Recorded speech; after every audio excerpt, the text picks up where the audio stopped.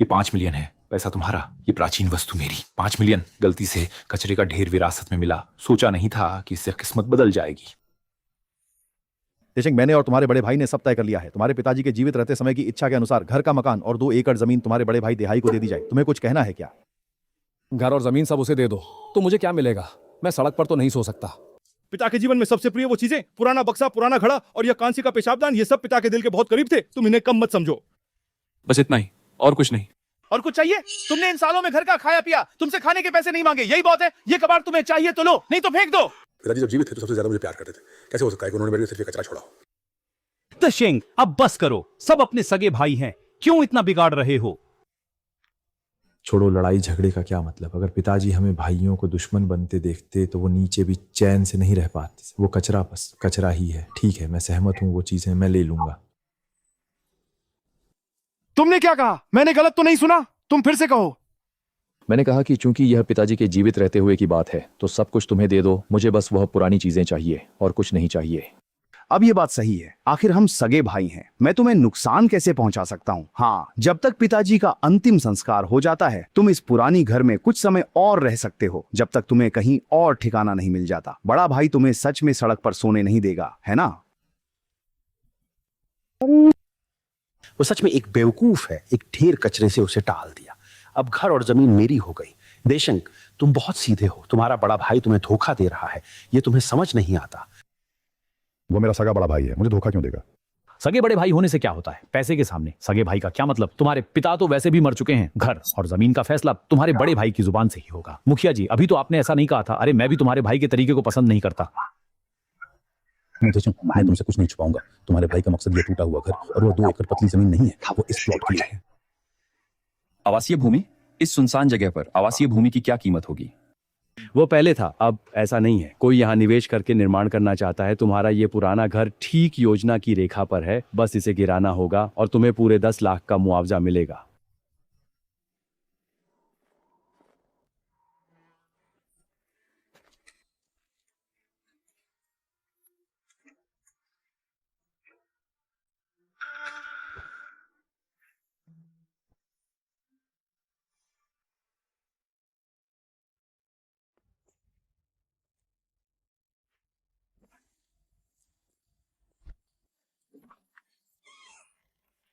अरे ये तो देशिंग है ना। तुम्हारे पिताजी की अभी अभी अंत्येष्टि हुई है। उनकी हड्डियां भी अभी ठंडी नहीं हुई हैं। तुम यहाँ खाने के लिए आ गए, ये कुछ ठीक नहीं है। मुझे एक सुअर का सिर ला कर दो, फिर एक भुना हुआ चिकन और 2 बोतल एयरगोटो। मैं थोड़ी देर में कब्र पर जाकर अपने पिताजी को देखूंगा, उन्हें भेंट चढ़ाने के लिए। कब्जे लेना चाहते हो? ठीक है, पहले पैसे चुका दो, फिर बात करेंगे। पैसे लौटाना? मैंने कब तुम्हारे पैसे उधार लिए थे? तुम्हारे उस अच्छे बड़े भाई ने तुम्हारे पिताजी के अंतिम संस्कार के लिए मेरे यहाँ 20 टेबल शराब और खाने का ऑर्डर दिया। हर टेबल 300, कुल मिलाकर 6000। उसने कहा ये सारा पैसा तुम्हारे खाते में लिखा जाए। उसने कहा मेरे खाते में लिख दो, तो तुम मेरे खाते में लिख दो। किस आधार पर? किस आधार पर? इस आधार पर कि तुम लोग सगे भाई हो। उसने कहा कि तुम्हारे पिता के अंतिम संस्कार का खर्च तुम्हें उठाना चाहिए। तो मैं उसकी बात पर कैसे विश्वास ना करूं? ये पैसे की बात बाद में करेंगे, पहले तो मुझे चीजें दो। मैं पहले अपने पिताजी को अर्पण करने जाऊंगा। चीजें चाहिए तो ठीक है, उधारी का नोट लिखो ताकि तुम बाद में पैसे देने से मुकर ना जाओ। मैं तुम्हें बता दूं, मेरा ये छोटा मोटा कारोबार तुम्हारी इस तरह की उधारी सहन नहीं कर सकता। ये ठीक है, तुम रुको, मैं अभी तुम्हारे लिए सामान लाता हूँ। गरीबों की तरह इस गांव में कोई भी मेरी माँ का पैसा उधार लेने की हिम्मत नहीं करता।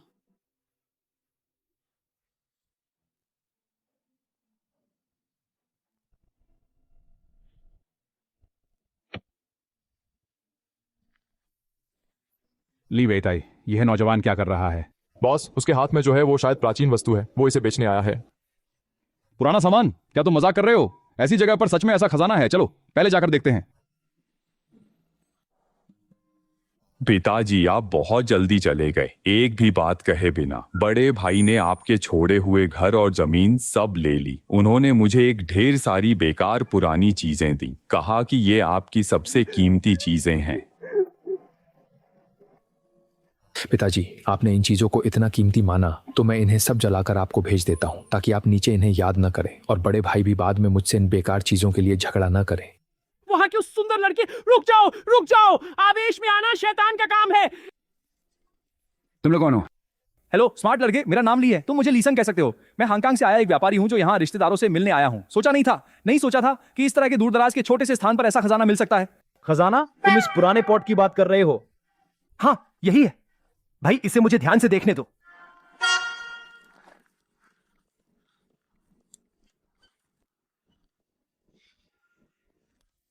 अरे ये तो रात का घड़ा है। मैं और मेरे पिताजी इसे दशकों से इस्तेमाल कर रहे हैं। तुम्हें गंदा नहीं लगता क्या? इस आदमी के दिमाग में कुछ गड़बड़ है क्या? एक टूटा हुआ रात का घड़ा और इसे सूंघने चला गया। क्या यह बंदरगाह शहर से आया व्यापारी धोखेबाज तो नहीं है? बिल्कुल सही, यही वह स्वाद है, 100% असली। दुनिया में दूसरा ऐसा नहीं मिलेगा। तुम मुझसे ये बेकारी बातें मत करो, ये बस एक रात का घड़ा है। मेरे पिताजी और मैंने इसे सालों से पेशाब करने के लिए इस्तेमाल किया है। रात का घड़ा? भाई ये एक प्राचीन वस्तु है, अनमोल है। क्या तुम इसकी महक नहीं पहचान सकते? अनमोल, एक टूटा हुआ रात का घड़ा, तुम इसे सूंघ भी रहे हो। सुनो, क्या तुम्हें पता है कि यह चीज कितनी कीमती है? 5 लाख में मुझे बेचोगे? लीलावा, तुम्हारा दिमाग ठीक है। एक टूटा हुआ रात का बर्तन, तुम मुझे 50 लाख दे रहे हो? क्या तुम पागल हो गए हो? ये धोखेबाज तो बहुत अच्छा अभिनय कर रहा है, और 50 लाख? मैं इतना बड़ा हो गया हूँ, मैंने तो कभी 50,000 रुपए भी नहीं देखे। मेरा दिमाग बहुत अच्छा है। गांव, ये कृपया अंदर आओ। ये प्राचीन वस्तु मेरी गलती है। सुनो, मैं तुम्हें आखिरी बार याद दिला रहा हूं, गरीब का अमीर को तोड़ना अच्छी बात भी है और बुरी भी। छुपा कर रखो, ये बात तुम्हें जरूर याद रखनी चाहिए। पैसे आने के बाद भी नींव नहीं खोनी चाहिए, ये बाहरी बात है। ये क्या मामला है पिताजी? आपने देखा, अब तो ठग भी गांव में आ गए हैं। दुनिया बड़ी है, हर तरह के लोग हैं। 5 लाख में एक रात का बर्तन खरीदना कौन विश्वास करेगा? लेकिन बात तो ये है कि यह चेक असली जैसा दिखता है। पिताजी, मैं ये 5 लाख का नकली चेक भी आपके लिए जला देता हूँ। आप नीचे किसी बैंक में इसे भुना लेना और वहां खर्च करना। अरे मेरी चेक! छोड़ो, उड़ गया तो उड़ गया, लेकिन आज वाकई में बदकिस्मती का दिन है। पिताजी, अगर आप अपने बेटे की ये हालत देख रहे हैं तो क्या आप कुछ चमत्कार दिखा सकते हैं?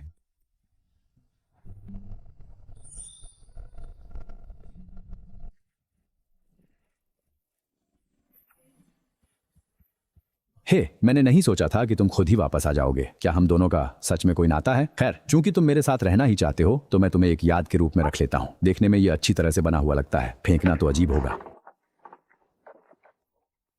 5 लाख? अब के नकली नोट इतने असली लगते हैं कि चेक भी लोगों को धोखा दे सकते हैं, है ना? बिल्कुल असली जैसा लगता है। जब मैं और पिताजी कब्र पर गए थे, एक हांगकांग के व्यापारी ने वह रात का बर्तन खरीद लिया और 5 लाख का चेक लिख दिया। हांगकांग से आए व्यापारी ने वह रात का बर्तन खरीद लिया। लियू देशेंग, तुम्हारे दिमाग में कोई बीमारी तो नहीं है? ये तो कोई मूर्ख भी नहीं करेगा कि 5 लाख में एक रात का बर्तन खरीदे। मुझे भी ये असंभव लगता है। पहले तो ये खो गया था, फिर ये खुद ही हवा से वापस आ गया। ठीक है, मैं तुमसे ज्यादा बात नहीं करता। कल मैं कस्बे जाऊंगा, कुछ दिनों में बड़े पिताजी वापस आएंगे, तुम मत भूलना वहां जाना। अगर सच में 5 लाख होते तो अच्छा होता। अरे, इन चीजों के बारे में सोचने का क्या फायदा? आसमान से पके हुए केक नहीं गिरते।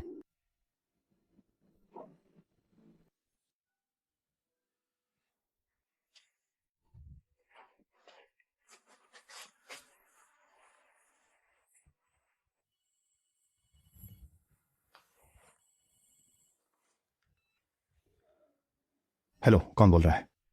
क्या तुम लियू देशेंग हो? मैं लियू देशेंग हूँ, मुझसे क्या काम है? मेरा नाम सूशुए है। जब तुम्हारे पिताजी जीवित थे, उन्होंने मेरे पिताजी से हमारे रिश्ते की बात की थी। मैं इस बारे में तुमसे अकेले में बात करना चाहती हूँ। आज दोपहर कस्बे के घरेलू भोजनालय में हम आमने सामने इस बात को स्पष्ट कर लें।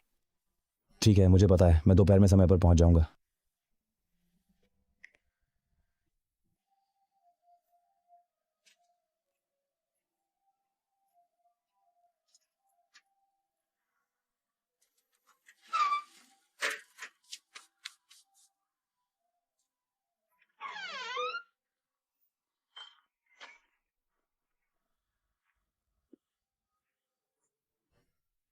मैं लियू देशेंग हूं।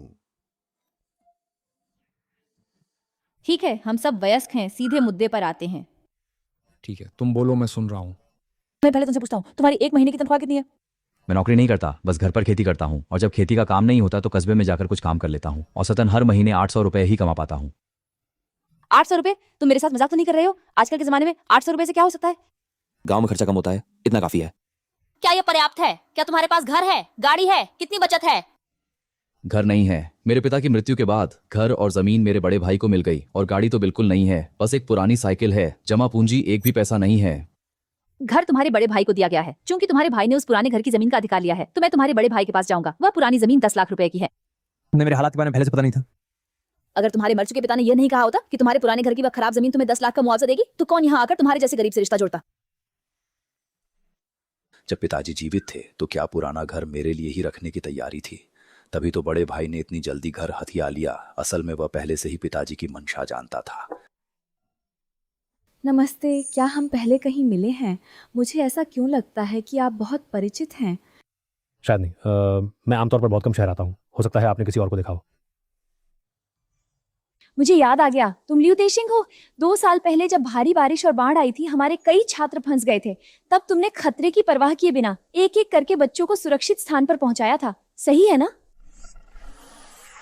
घबराओ मत, एक एक करके आओ, मैं तुम सबको सुरक्षित जगह पर ले जाऊंगा। धन्यवाद। अगर आप नहीं होते तो थोड़ी देर में पानी बढ़ जाता और बच्चे नहीं बच पाते।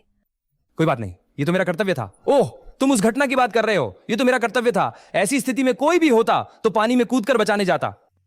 ये तो होना ही नहीं चाहिए था। उस समय इतने सारे लोग थे, केवल तुम ही थे जो खतरा उठाकर लोगों को बचाने की हिम्मत कर रहे थे। तुम सच में बहुत बहादुर हो और बहुत दयालु भी। अभी तुम किसी से मिलने आए थे क्या? हाँ, मेरे पास न घर है, न गाड़ी है, न पैसे हैं, इसलिए उसने मुझे पसंद नहीं किया और चली गई। मेरे पास पैसे भी हैं और घर भी है। अगर तुम चाहो तो हम एक बार कोशिश कर सकते हैं। देशिंग, तुम बहुत अच्छे हो। मैं तुम्हारे चरित्र को महत्व देती हूँ। अगर तुम चाहो तो हम दोस्ती कर सकते हैं। बॉस बिल लाओ। कुल मिलाकर 58 रुपए।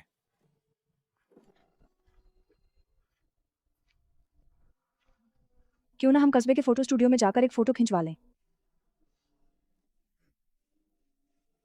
मैं पहले बैंक जाकर कुछ पैसे निकालता हूँ। मैं तुम्हारे साथ चलूंगा। जब मैं घर की जमीन बेच दूंगा तो पूरे 10 लाख रुपए मिलेंगे, तब मैं तुम्हें कपड़े और गहने खरीदने ले जाऊंगा। तिहाइगर, आप सच में अच्छे हैं। 10 लाख रुपए हैं, इतने सारे पैसे मैं नहीं जानता कैसे खर्च करूं। वो तो थोड़ी देर में खूब खर्च करेंगे, हमारे पास बहुत पैसा है। दीशंग, बैंक में क्यों आ गए? तुम एक गरीब आदमी हो, बैंक में क्या करने आए हो? भाई, तुम सुशुए के साथ कैसे हो? ये मेरी नई नई पहचान वाली है। उसके पिताजी हमारे पिताजी के पुराने जान पहचान वाले हैं। वैसे भी उसे मुझसे मिलवाने की तैयारी थी। कैसी है? अच्छी लग रही है। यही तुम हो। तुम एक बिना पैसे, बिना घर, बिना जमा पूंजी वाले आदमी बैंक के बाहर के कूड़ेदान से कचरा उठाने आए हो क्या? मैं यहाँ क्या करने आया हूँ? इससे तुम्हारा कोई लेना देना नहीं है। तुम लोग एक दूसरे को जानते हो? तिहाई भाई, तुम्हारा भाई यहाँ इतनी संयोग से आया है। हो सकता है कि वह तुम्हारे 10 लाख रुपए के पैसे पर नजर रख रहा हो। तुम्हें उससे सावधान रहना चाहिए। लोगों को अपने जैसा गंदा मत समझो। बड़े भाई, मैं तुम्हें एक बात याद दिला दूं, ये औरत कोई अच्छी इंसान नहीं है। बस करो, सुशुए कौन है यह कहने का हक तुम्हें नहीं है। तिहाई भाई, तुम कहते हो कि वह तुम्हारा भाई है? देखो उसका वह गरीब सा हाल, फिर भी वह मुझ पर घूरने की हिम्मत करता है। उसे मत देखो, वह सिर्फ एक मूर्ख है। चलो हम अंदर चलते हैं। नमस्ते, मैं पैसे निकालने आया हूँ। सर, आपके इस कार्ड में केवल 50 रुपए बचे हैं। क्या आप सब निकालना चाहते हैं? 50 रुपए दिखावा करने के लिए? मैं तो समझा था कि बहुत पैसे हैं। उसके पास कितने पैसे हैं ये मैं सबसे अच्छी तरह जानता हूँ। मेरा ये छोटा भाई सच में मुझे उसके बड़े भाई को शर्मिंदा कर देता है। मेरे पास पैसे हैं, थोड़ी देर में मेरे पैसे ले लेना। लियांगज़े, मैं बड़ी मुश्किल से तुम्हारा फोन नंबर हासिल कर पाया हूँ। वो चेक का क्या मामला है? यहाँ दिखा रहा है कि तुमने अब तक इसे भुनाया नहीं है। ली लाओबांग, आपका मतलब है कि यह चेक असली है? बैग सच में है। छोटे भाई, तुम मुझे धोखेबाज तो नहीं समझ रहे हो?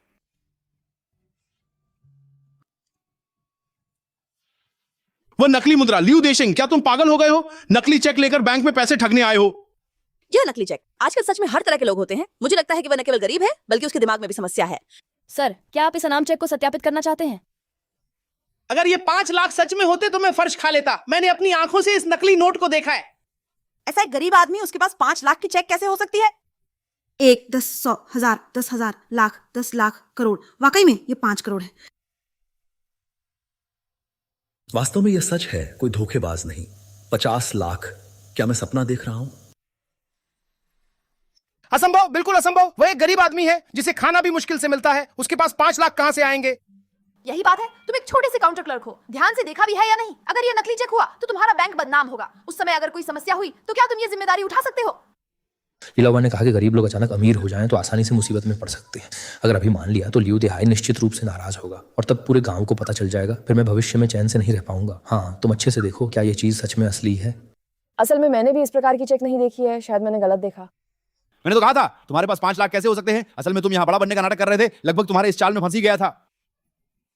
मैं तो समझा था कि वह सच में अमीर हो गया है, लेकिन असल में वह दिखावा कर रहा था। क्या तुम्हें पता है कि 50 लाख कैसे दिखते हैं? तुम लोग बस करो। लियू देशिंग के पास पैसे हैं या नहीं, इससे तुम्हारा क्या लेना देना? तुम लोग उसे इस तरह क्यों चिढ़ा रहे हो? तुम कौन हो? यहाँ तुम्हारी बोलने की बारी है क्या? वह मेरी मंगेतर है। भाई क्या तुमने कुछ ज्यादा नहीं कर दिया? प्रेमिका, देशिंग भाई ये नहीं कह रहा कि तुम गलत हो, लेकिन क्या तुम इन दिखावों को छोड़ सकते हो? तुम्हारी इस स्थिति में कौन सी लड़की सच में तुम्हारे साथ होगी? ईमानदारी से रहना ही सही रास्ता है, समझे? समय बर्बाद करके अमीर बनने का नाटक क्यों कर रहे हो?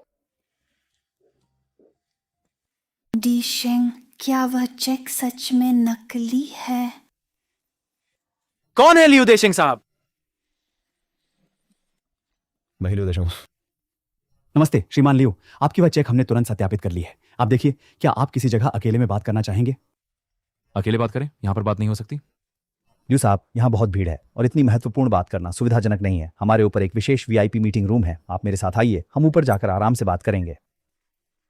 ठीक है, तुम बाहर मेरा इंतजार करो। आप जाइए देशिंग भाई, मैं बाहर इंतजार करता हूँ। वो चूंकि चेक असली है तो क्या मैं अब वो 50 लाख निकाल सकता हूँ? बिल्कुल श्रीमान लियू, चेक में कोई समस्या नहीं है। ये वास्तविक और मान्य 5 मिलियन की इनाम चेक है। ये आपकी विशेष 5 मिलियन की वीआईपी कार्ड है। आप अभी पासवर्ड सेट कर सकते हैं। अब मेरे पास 50 लाख है। लियू साहब, आपको बधाई हो, अब आप हमारे बैंक के शीर्ष वीआईपी हैं। हमारा बैंक हाल ही में कुछ उच्च स्तरीय निवेश योजनाएं पेश कर रहा है, जिनका वार्षिक लाभ दर 5% है। क्या आप इसके बारे में जानना चाहेंगे? नहीं धन्यवाद, इस पैसे की मुझे तुरंत जरूरत है। लियू साहब, आपको भविष्य में किसी भी चीज की जरूरत हो तो कभी भी मुझे फोन करें। हमारा बैंक 24 घंटे आपको एक से एक विशेष सेवा प्रदान करेगा। जब भी बुलाएंगे हम हाजिर रहेंगे। ठीक है, आपको तकलीफ दी, अगर कोई और बात नहीं है तो मैं आप चलता हूँ। लियू सेंशिंग, इस पैसे को एक बार में पूरी तरह से निकालना बेहतर नहीं है। ये बहुत ध्यान आकर्षित करता है। धन को बनाए रखना मुश्किल होता है। तुम्हारी कही हुई यह बात मैं याद रखूंगा। 50 लाख मैंने अपनी जिंदगी में कभी 50,000 भी नहीं देखे थे। इस पैसे के साथ अब मुझे कोई तंग नहीं करेगा और मुझे सफेद विधवा के कर्ज की चिंता नहीं करनी पड़ेगी। पिताजी, आप स्वर्ग में हैं। सच में आपने मेरी रक्षा की है। लीलाओबान ने जाते समय सही कहा था, गरीब अचानक अमीर बन जाए तो सबसे ज्यादा मुसीबतें आती हैं। धन को छुपाकर रखना सच में सही है। आगे से मुझे बहुत सावधान रहना होगा। तो शेंग भैया, तो क्या वह चेक सच में नकली था? मैंने भी नहीं सोचा था कि अब नकली चीजें बनाने का स्तर इतना ऊंचा हो गया है। अभी बैंक में मेरी टांगें तक कांप रही थीं। अगर सच में अचानक से इतना सारा पैसा मिल जाए तो मुझे यकीनन नहीं पता होगा कि पहले क्या करना चाहिए। दिशेंग, मैं तुमसे दिल की बात कहता हूँ, चाहे तुम्हारे पास पैसे हो या ना हो, मैं हमेशा तुम्हारी कद्र करता हूँ। मैं समझता हूँ, धन्यवाद चिंगे। चिंगे, जब सही समय आएगा मैं तुम्हें सारी सच्चाई बता दूंगा। तुम समझ गए हो तो अच्छा है। चलो हम कल के फोटो स्टूडियो में एक साथ फोटो खिंचवाने चले। तुमने नहीं कहा होता तो मैं लगभग असली काम भूल ही गया था। हम पैसे निकालने आए हैं। चलो पहले एक मोटरसाइकिल खरीदते हैं, फिर तुम्हारे लिए कपड़े खरीदेंगे। मेरे लिए कपड़े खरीदो और मोटरसाइकिल भी खरीदो। क्यों? हम अभी साथ आए हैं। मैं तुम्हें चीजें खरीद कर देना चाहता हूँ और एक गाड़ी होने से चाहे कस्बे में आना हो या तुमसे मिलने जाना हो, सब कुछ आसान हो जाएगा। ठीक है, लेकिन पहले से बता दूं, बहुत महंगे कपड़े मैं नहीं लूंगी। आज मेरी सुनो, तुम्हारी बात नहीं चलेगी। चलो हम कपड़े खरीदने चलते हैं। आ गया, यही है।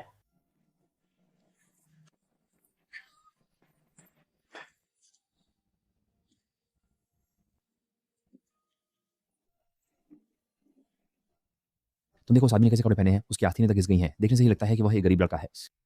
हाँ, अगर उसने हमारी गाड़ी फिर से गंदी कर दी तो मैनेजर हमें डांटेगा, तब क्या होगा? ऐसे लोग शायद एक रियर व्यू मिरर भी नहीं खरीद सकते। सर नमस्ते, आपका स्वागत है। कृपया बताएं कि आप किस प्रकार की कार देखना चाहते हैं। मुझे भी ज्यादा समझ नहीं है, बस कुछ 1000 रुपए का खरीदना चाहता हूँ जो मजबूत और टिकाऊ हो, ताकि आमतौर पर खुद ही चलाकर कस्बे या जिले में जाना आसान हो। जैसे भैया, मैं कुछ 1000 रुपए, मेरे पास इतने पैसे नहीं है, क्या सस्ता वाला खरीदना चाहिए? क्या कह रही हो? मैंने पहले कुछ पैसे बचाए थे, कुछ लाख रुपए की कार खरीदने के लिए पैसे हैं। कुछ 1000 रुपए लौटाना, उसके जैसे आदमी से अगर कुछ रुपए पेट्रोल के लिए निकल आए तो बहुत है। मुझे लगता है कि वह 100 रुपए की अग्रिम राशि भी नहीं दे पाएगा। हाँ, बड़ा आदमी बनने की क्या जरूरत है? देखते हैं वह कैसे संभालता है। छोटा चैन भी ऐसे लोगों से बात करता है। सर, आप इस मॉडल को कैसे देखते हैं? ये हमारे स्टोर में सबसे अच्छी बिकने वाली उपयोगी कार है, जिसमें पावर अच्छा है, ईंधन की खपत कम है और ये विशेष रूप से मजबूत है। इसे पूरी तरह से लेने में केवल 32,000 लगेंगे। ठीक है, तो यही वाली। ठीक है सर, आप थोड़ी देर रुकें, मैं तुरंत आपके लिए प्रक्रिया पूरी करता हूँ। 32,000 की गाड़ी ये खरीद ली?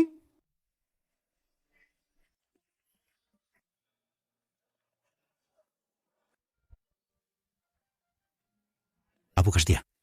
कोई परेशानी नहीं, कोई परेशानी नहीं, यह मेरा कर्तव्य है। आप आराम से जाएं। भविष्य में गाड़ी में कोई भी समस्या हो तो मुझे कभी भी फोन करें। छोटे चेन, तुम्हारी नजर वाकई तेज है। तुमने कैसे पहचाना कि ये सज्जन अमीर हैं? हाँ हाँ, वो देखने में तो एक गरीब किसान जैसा लगता है। ऐसा नहीं लगता कि वो आसानी से 3 लाख से ज्यादा खर्च करके मोटरसाइकिल खरीद सकता है। काश मुझे पहले पता होता, मैं ही जाकर उसका स्वागत करता। इस एक डील का कमीशन मेरी आधे महीने की तनख्वाह के बराबर होता। ये आप नहीं जानते होंगे, अब के अमीर लोग सब कुछ छुपा कर रखना पसंद करते हैं। इसे अमीर लोगों की अजीब आदत कहते हैं। अभी जो सज्जन थे वह निश्चित रूप से ऐसे ही होंगे। ये निश्चित रूप से ऐसा ही है। उस व्यक्ति के साथ इतनी सुंदर लड़की है, अगर उसके पास पैसे नहीं होते तो इतनी सुंदर लड़की उसके साथ होती। छोटे चैन, अच्छा काम किया, इस महीने तुम्हें बोनस मिलेगा। धन्यवाद बॉस। देशन भाई, क्या आपने अभी उन 2 सेल्समैन के चेहरे देखे? आपने बिना कुछ कहे सीधे कार्ड स्वाइप करके गाड़ी खरीदी। इससे उन लोगों को बड़ा झटका लगा। गरीबों से नफरत और अमीरों से प्यार करना इंसान की स्वाभाविक प्रवृत्ति है, इसमें उनका दोष नहीं। लेकिन मेरी उस पुरानी साइकिल का अफसोस है जो इतने सालों से मेरे साथ थी, उसे यूं ही फेंक देना पड़ा। सच में थोड़ा मन नहीं मान रहा। पुराना नहीं जाएगा तो नया कैसे आएगा? वह साइकिल तो कब की बदलनी चाहिए थी। चलाते समय घंटी के अलावा सब कुछ बजता है। कितना खतरनाक है। सही कह रही हो। तेशेंग भाई, अब आपके पास मोटरसाइकिल है। अब आप अपने गांव में गर्व से सिर उठा सकते हैं। गर्व महसूस करूं? अगर गांव के लोगों को पता चल गया कि मेरे पास पैसे हैं तो गांव में न जाने क्या परेशानी खड़ी हो जाएगी। फिर भी मुझे गरीब होने का नाटक करना होगा ताकि गांव के लोग कोई कमी ना पकड़ सकें, और ज्यादा दिखावा नहीं करना चाहिए। उस समय मैं कह दूंगा कि ये मोटरसाइकिल मैंने एक दोस्त से उधार ली है। मैं तुम्हारी बात मानता हूँ।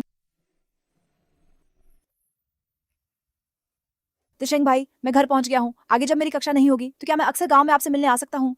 बिल्कुल कर सकते हैं, लेकिन हमारे घर की वह पुरानी इमारत जल्द ही गिराई जाने वाली है। कुछ समय बाद मैं कस्बे में एक मकान खरीदने की तैयारी कर रहा हूँ। सच में? बहुत अच्छा। मैं तो हमेशा देशिंग भाई की सुनता हूँ।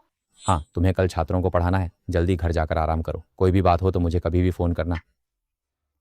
देशिंग भाई, मेरा धीरे चलना।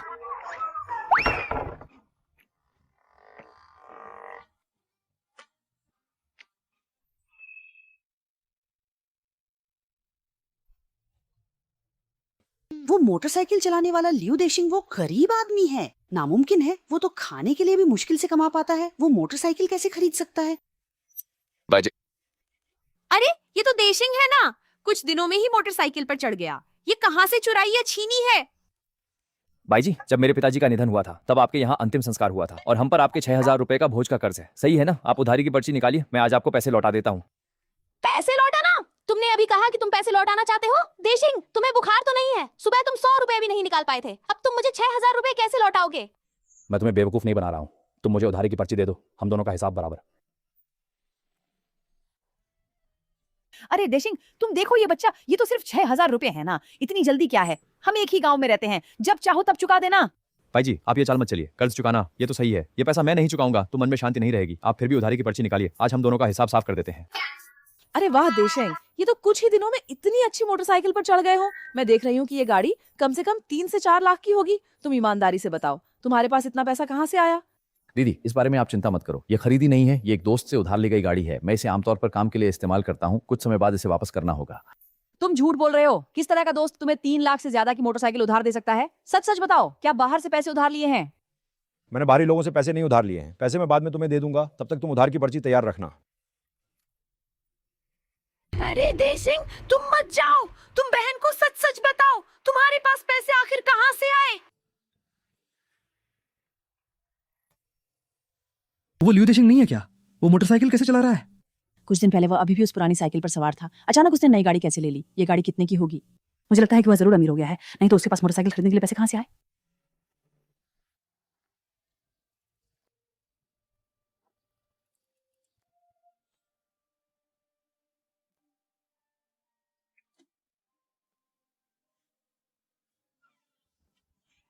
सच में नहीं सोचा था सिर्फ एक दिन में मेरी जिंदगी में इतना बड़ा बदलाव आ जाएगा। ये सब बिल्कुल सपने जैसा है। नहीं, आज मोटरसाइकिल खरीदना कुछ ज्यादा ही दिखावा हो गया। ये पैसा चिंघे के अलावा किसी तीसरे व्यक्ति को बिल्कुल नहीं पता चलना चाहिए। शांत रहना है, बिल्कुल शांत।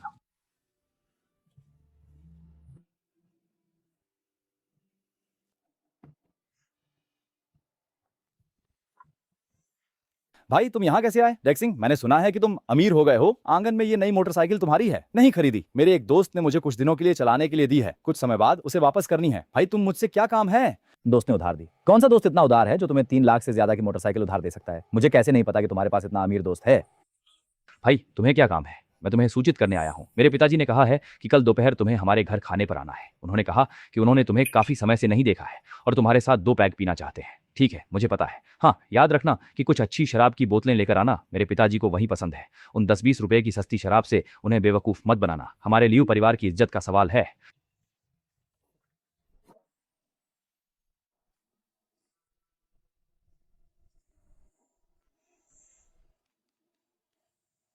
अरे देशिंग, बहुत दिनों बाद आए हो, जल्दी अंदर आओ और बैठो। वांग लोबन, मैं कुछ चीजें खरीदना चाहता हूँ। देशिंग, मैंने सुना है कि तुम अमीर हो गए हो, क्या ये सच है? तुमने किससे सुना? ये बात पूरे गांव में फैल गई है। तुम कल मोटरसाइकिल चलाकर गांव आए थे, सब कहते हैं कि इसकी कीमत कई लाख है। अगर तुम अमीर नहीं हुए होते तो इतनी महंगी गाड़ी खरीद सकते थे। गाड़ी खरीदी नहीं है, एक दोस्त से उधार ली है, कुछ समय बाद वापस करनी है। इतने बड़े हो गए हो, बात करने का कोई सलीका नहीं, सिर्फ खाते हो और काम नहीं करते, शर्म भी नहीं आती। बस वही 2 बोतलें ले लो, हिसाब कर दो।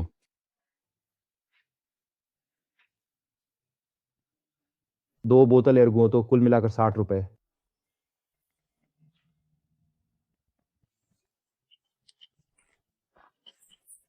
मैंने तो सोचा था कि सच में अमीर हो गया हूँ। पैसे होते तो ऐसी 10-20 रुपए की घटिया शराब खरीदता।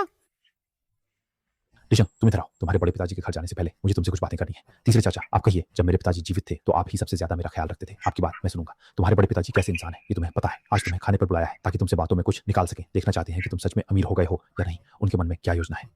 नहीं पता। सुना है कि तुम्हारे ताऊजी को तुमसे कुछ काम है, थोड़ी देर में अंदर जाओगे। चाहे तुम्हारे ताऊजी और तुम्हारे भाई कुछ भी कहें, तुम कोई जवाब मत देना, समझे? समझ गया? 3 चाचा, तुम्हें समझ में आ गया तो ठीक है। याद रखना, अगर वे कुछ बुरा कहें तो उसे अनसुना कर देना। उनसे झगड़ा बिल्कुल मत करना।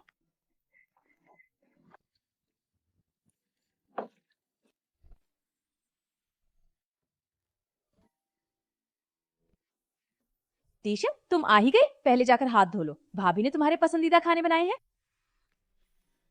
मैंने कल ही तो तुमसे कहा था कि कुछ अच्छी शराब लेकर आना। ये कैसे ले आए? क्या तुम्हारे पास अब भी पैसे की कमी है? मेरी स्थिति तो तुम जानते ही हो। कहां से लाऊं पैसे अच्छी शराब खरीदने के लिए? सच में आते ही जांच शुरू कर दी। आज का खाना अच्छा नहीं होगा। ये नहीं कि मैं ज्यादा बोल रही हूँ, लेकिन तुम्हारे मोटरसाइकिल खरीदने के बाद अब पूरे गांव में फैल गई है। सब कहते हैं कि वह गाड़ी कई लाख की है। तुम ईमानदारी से बताओ, तुम्हारे पास इतना पैसा कहाँ से आया? भाभी, रसोई में सब्जी क्या जलने वाली है? तुम विषय बदलने की कोशिश मत करो, थोड़ी देर में मैं फिर से पूछूंगा। दिशंग आया है, ये शराब तुम थोड़ी देर में वापस ले जाना। इतने बड़े आदमी हो गए हो, ऐसी शराब लेकर आए हो, थोड़ी देर में मेरी अच्छी शराब पियो। कोई बात नहीं बड़े पापा, मैं यही पी लूंगा।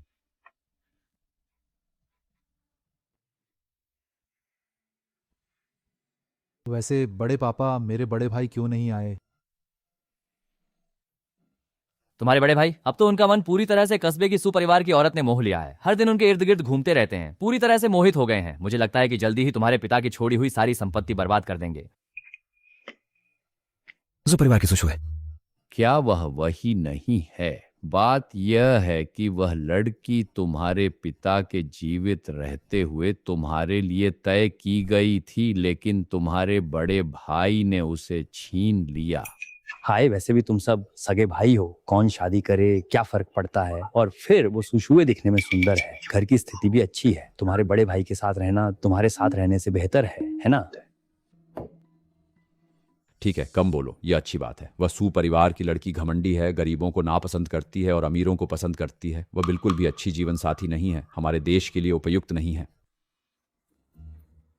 उसके लायक नहीं। पहले की उसकी वो गरीबी वाली हालत, खाना तक नहीं खा सकता था। सुशुए उसके साथ 800 बार घूम सकती है बिना रुके। पता नहीं ताऊजी क्या सोच रहे थे जो उसकी तरफदारी कर रहे थे। मेरे पास पहले से ही एक साथी है, उस महिला का मुझसे कोई संबंध नहीं है। तुम्हारा कोई साथी है? तुम्हारा सच में कोई साथी है? क्या नाम है? किस गांव का है? क्या करता है? दिखने में अच्छा है क्या? दैशां, तुम्हारे पिताजी अब नहीं रहे। तुम्हारी शादी की जिम्मेदारी मुझे लेनी होगी। किसी दिन उसे घर लेकर आओ ताकि मैं देख सकूं। कहीं ऐसा ना हो कि तुम्हें कोई धोखा दे और तुम्हें पता भी ना चले। इस बात की चिंता करने की जरूरत नहीं है बड़े पिताजी। अगर आप सच में परिवार की चिंता करते हैं तो मेरे बड़े भाई की चिंता करें, यही एक बड़े का काम होता है। लियू देशिंग, तुम्हारा क्या मतलब है? क्या तुम कह रहे हो कि मेरे पिताजी परिवार की परवाह नहीं करते? तुम इतने गुस्से में क्यों हो? क्या मैंने कुछ गलत कहा? ठीक है, क्या शोर मचा रहे हो देशेंग? हम सब एक ही परिवार हैं। 2 परिवारों की बातें नहीं करेंगे। बाकी बातों में मैं नहीं पड़ता। तुम्हारी वो मोटरसाइकिल का मामला आखिर क्या है? इतना बड़ा चक्कर काटकर आखिरकार मुख्य विषय पर आ गए। आज मुझे बुलाने का मकसद निश्चित रूप से मोटरसाइकिल के बारे में पूछना था। मैंने कहा था कि ये मेरे दोस्त ने उधार दिया है, कुछ समय बाद वापस करना होगा। दोस्त से उधार ली? कौन सा दोस्त इतना उदार है जो 3 लाख से ज्यादा की मोटरसाइकिल तुम्हें यूं ही चलाने के लिए दे दे? मैंने इतनी उम्र में ऐसा भला इंसान नहीं देखा। हाँ देशिंग, हम एक ही परिवार के हैं, कोई बात मत छुपाओ। अगर तुमने बाहर कुछ गलत किया है तो हम मिलकर कोई उपाय सोचेंगे, नहीं तो जब वे लोग दरवाजे पर आ जाएंगे तब रोने का भी समय नहीं मिलेगा। मैंने कोई बुरा काम नहीं किया, मेरा वह दोस्त मेरे साथ अच्छे संबंध में है। कार मुझे कितने भी समय के लिए उधार दे सकता है। बड़े पिताजी, आप लोग चिंता मत करें। लियो देशिंग, तुम्हारा क्या मतलब है? हम सब तुम्हारे भले के लिए ही तो कह रहे हैं। तुम कहते हो कि दोस्त ने उधार दी है। अच्छा तो बताओ तुम्हारे दोस्त का नाम क्या है, वह कहाँ रहता है? ये बात मैं आपको नहीं बता सकता, वैसे भी मैंने कुछ गलत नहीं किया है, आप लोग बस मत पूछिए। ठीक है, दशेंग के मन में सब है, वह नहीं बताना चाहता तो जरूर उसकी कोई वजह होगी। तुम लोग ज्यादा मत पूछो। बड़े पापा, मैं खा चुका हूं, अब चलता हूं।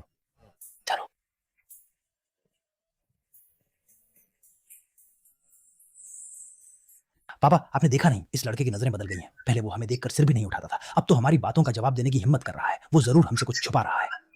हाँ, मुझे लगता है कि उसने जरूर पैसा कमाया है, नहीं तो वो इतनी महंगी मोटरसाइकिल कैसे चला सकता है और इतना आत्मविश्वास कैसे दिखा सकता है? मुझे भी कुछ गड़बड़ लग रही है। कल तुम जाकर सरपंच से उसकी टोहलो, अगर सच में अमीर हो गया है तो उसे अकेले सब नहीं हड़पने देना चाहिए।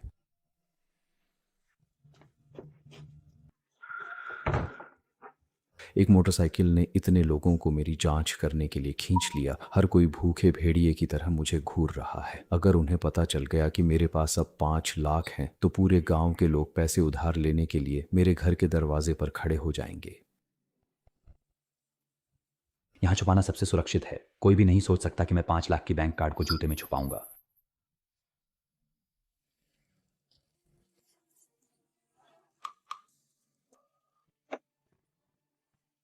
दीदी, तुम यहां कैसे आई?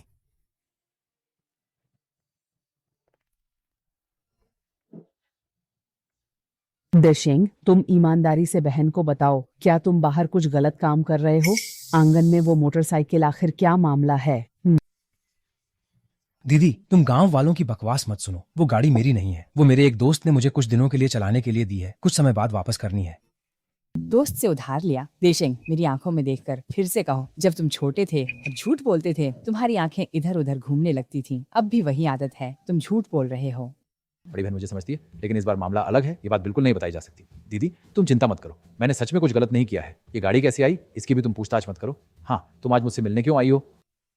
देशिंग, बहन तुमसे कुछ नहीं छुपा रही है। तुम्हारा भांजा जल्द ही शादी करने वाला है। बहन और तुम्हारे जीजा को अभी 5 लाख की कमी है। बहन के पास और कोई रास्ता नहीं था, इसलिए तुम्हारे पास आई हूँ। क्या तुम बहन को 5 लाख रुपए उधार दे सकते हो?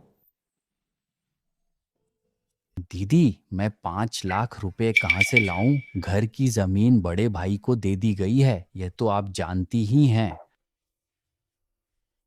रीशिंग, तुम अपने दिल पर हाथ रखकर कहो, भाई बहनों में से क्या बड़ी बहन तुम्हें सबसे ज्यादा प्यार नहीं करती? अब तुम मुझे ऐसे बुला रहे हो। तुम्हारे पास पैसे नहीं है, तुम्हारे पास पैसे नहीं है तो तुम लाखों की मोटरसाइकिल कैसे चला सकते हो? तुम मुझे कब तक धोखा देना चाहते हो?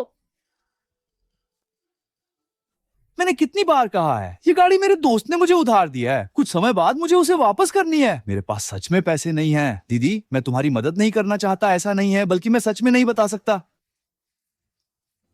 ठीक है, तुम नहीं उधार देते तो रहने दो। वैसे भी मैंने उम्मीद नहीं की थी कि तुम कुछ मदद करोगे। घर की जमीन 10 लाख रुपए में बिकी है। मैं तुम्हारे उस अच्छे बड़े भाई के पास जाऊंगी। दीदी, तुम गुस्सा मत करो। बड़े भाई को तुम जानती हो, वो कैसे हाथ में आए पैसे वापस करेगा। दिशंग, मैं तुमसे आखिरी बार कह रहा हूँ, अगर तुमने सच में बाहर से पैसे उधार लिए हैं या कोई गलत काम किया है तो अब भी समय है, रुक जाओ। कहीं ऐसा ना हो कि घर के लोग भी इसमें फंस जाएं।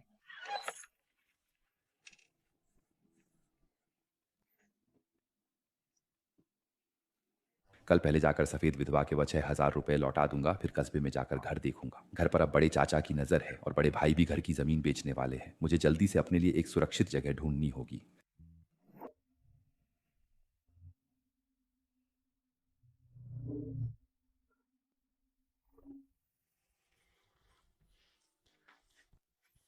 अरे देशंग, आज इतनी जल्दी कैसे आ गए? जल्दी अंदर आओ, बैठो। क्या खाना चाहोगे?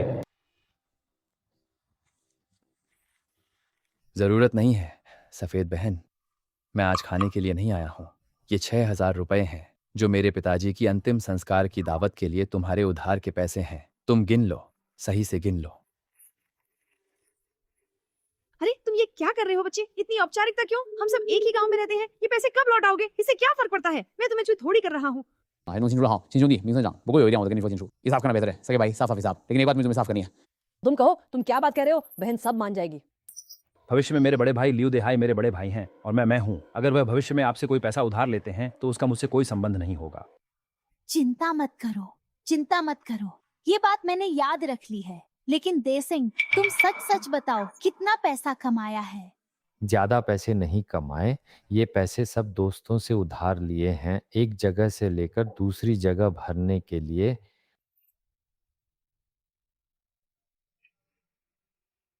और मुझसे कहता है पूरब की दीवार तोड़कर पश्चिम की दीवार को ठीक करने से 3 लाख से अधिक की मोटरसाइकिल मिल सकती है।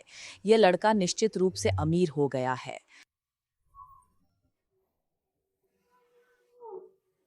ग्राम प्रधान, बड़े भाई, आप लोग ये क्या कर रहे हैं? सब यहाँ क्यों खड़े हैं?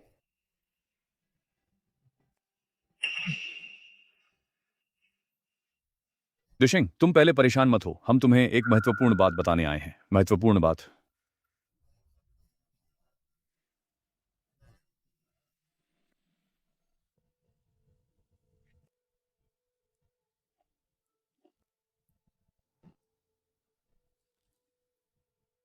ऐसी बात है, बाहर एक बड़े मालिक ने कहा है कि वह हमारे गांव में सड़क बनाने के लिए पैसे देंगे। तुम्हारे घर की वह पुरानी जमीन ठीक सड़क की योजना में आ रही है। हम तुमसे इस बारे में बात करने आए हैं। जमीन?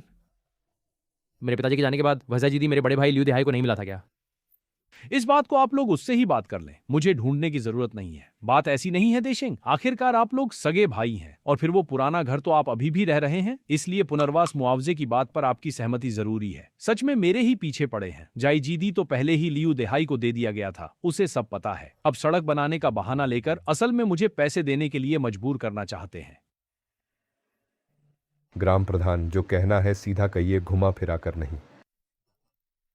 फिर भी देशिंग ने जल्दी से काम किया। बात यह है कि वह बड़ा मालिक पैसे देने के लिए तैयार है, लेकिन मैं सोचता हूं कि यह सड़क बनाना पूरे गांव के लिए फायदेमंद है।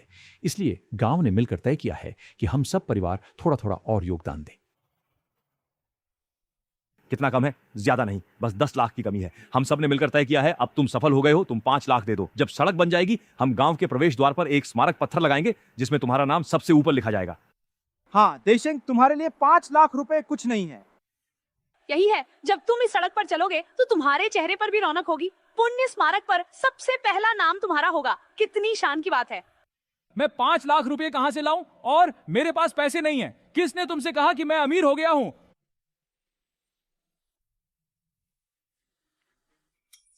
देशिंग, तुम यहाँ विनम्रता मत दिखाओ। अभी काफी लोगों ने तुम्हें सफेद विधवा के रेस्टोरेंट से बाहर आते देखा। तुम्हारे पिता की शोक सभा के लिए जो कुछ 1000 रुपए उधार थे, क्या तुमने अभी अभी उसे चुका दिया? और कहते हो कि तुम्हारे पास पैसे नहीं है। वो पैसे मैंने दोस्तों से उधार लिए थे।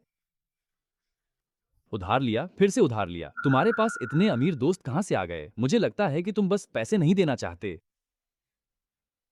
तुम्हें विश्वास करना है तो करो, नहीं तो रहने दो। तुम्हारा ये क्या रवैया है? गांव में सड़क बनाना आने वाली पीढ़ियों के लिए अच्छा है, तब तुम्हारा नाम गांव के प्रवेश द्वार पर पत्थर की शिला पर सबसे ऊपर लिखा जाएगा। कितना गर्व होगा। भाई, जब इतना नाम होगा तो तुम कितना दोगे?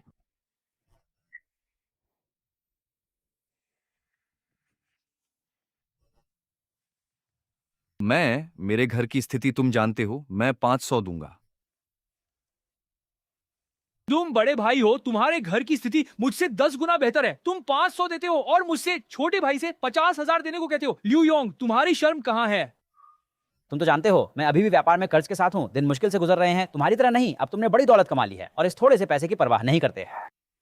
सच में बेशर्मी की हद है। खुद एक पैसा नहीं देते और मुझसे 50,000 देने की बात करते हो। फायदा सारा तुम्हारा और पैसे मुझसे देने को कहते हो। ठीक है, झगड़ा मत करो। तुम्हारे चचेरे भाई के पास सच में पैसे नहीं है। ऐसा करो, तुम थोड़ा कम दे दो, 3 लाख दे दो। बाकी का हम फिर से कोई उपाय सोचेंगे। बात करने की जरूरत नहीं है। सड़क बनाना अच्छी बात है, मैं समर्थन करता हूँ, लेकिन मैं उतना ही दूंगा जितना बाकी सब देंगे। बाकी लोग जितना देंगे मैं उतना ही दूंगा। कोई पत्थर पर नाम लिखवाना, कोई नाम कमाना, मुझे इसकी परवाह नहीं है। ये क्या हो रहा है? इतने लोग क्यों इकट्ठा हैं? इतनी हलचल क्यों है?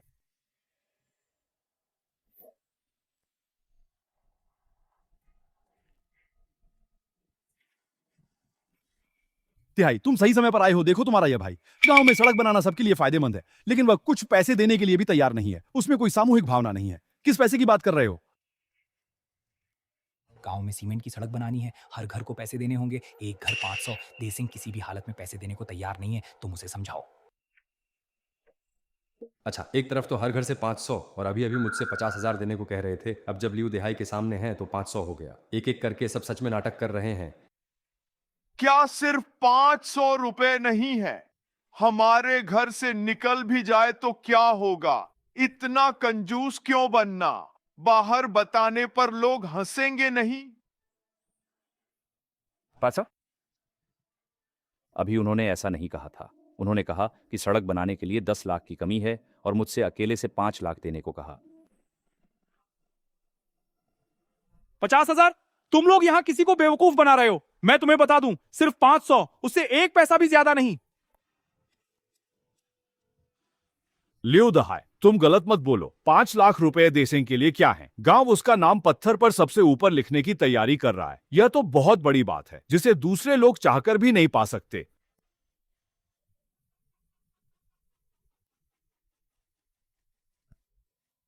उसके पास पैसे हैं, वही। क्या आप लोग कुछ गलतफहमी में हैं? वो तो खाना भी मुश्किल से खा पा रहा है, उसके पास 5 लाख रुपए कहां से आएंगे? उसके पास पैसे कैसे नहीं है? तुम देखो, वो जो मोटरसाइकिल चला रहा है वो 3 लाख से ज्यादा की है। अगर उसने पैसे नहीं कमाए होते तो इतनी महंगी गाड़ी खरीद सकता था क्या?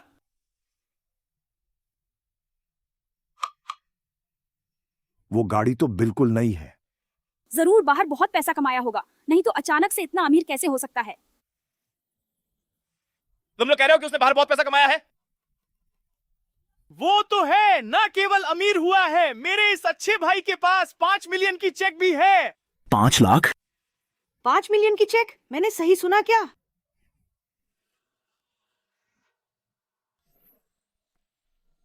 बड़े भाई, तुम विश्वास नहीं करते थे ना? अच्छा, तुमसे मजाक कर रहा था। देखो तुम सब कैसे डर गए। 5 लाख ऐसी आसमान से गिरे हुए चीजों पर तुम लोग भी विश्वास करते हो? तो इसका मतलब है देशिंग अब भी पहले जैसा ही है, उसके पास बिल्कुल भी पैसे नहीं है। मैंने पहले ही कहा था कि मेरे पास पैसे नहीं है। ये आप लोग ही हैं जो मानने को तैयार नहीं थे। गलत है। अगर तुम्हारे पास पैसे नहीं है तो वो 3 लाख से ज्यादा की मोटरसाइकिल का क्या मामला है? और तुम्हारे पिताजी की शोक सभा में जो सफेद विधवा के 6,000 रुपए का कर्ज था, तुमने अचानक से कैसे चुका दिया? मैंने कहा था मोटरसाइकिल उधार ली थी। जहां तक सफेद विधवा के पैसे की बात है, वो मेरे पिताजी ने जाने से पहले मुझे दिए थे, जो मैंने कभी खर्च नहीं किए। इस बार कर्ज चुकाने के लिए सही समय था। मैंने तो कहा था ये लड़का कहां से अमीर बनने वाला है, सारा दिन आवारा घूमता रहता है, इससे क्या हासिल होगा? हाँ, हम तो सोच रहे थे कि हमारे गांव में कोई बड़ा अमीर निकला है, लेकिन आखिर में ये तो एक मजाक निकला। वो भी सही है, वो बचपन से लेकर अब तक कभी गांव से बाहर नहीं गया, अमीर बनने का मौका भी नहीं मिला। छोड़ो, यहाँ सब क्यों इकट्ठा हो रहे हैं? मेरा इतना समय और शब्द बर्बाद कर दिया। सच में बहुत बुरा लग रहा है। देशिंग, सच बताओ भाई, तुम्हारे साथ आखिर क्या हो रहा है? स्थिति मैंने तुम्हें बता दी है, तुम चाहो तो विश्वास करो या ना करो। नहीं, कुछ गड़बड़ है। क्या गड़बड़ है? मैं कहां गड़बड़ हूं मैं कह नहीं सकता, लेकिन बस ऐसा लगता है कि कुछ गड़बड़ है। तुम पहले जैसे नहीं हो, तुम जरूर कुछ छुपा रहे हो।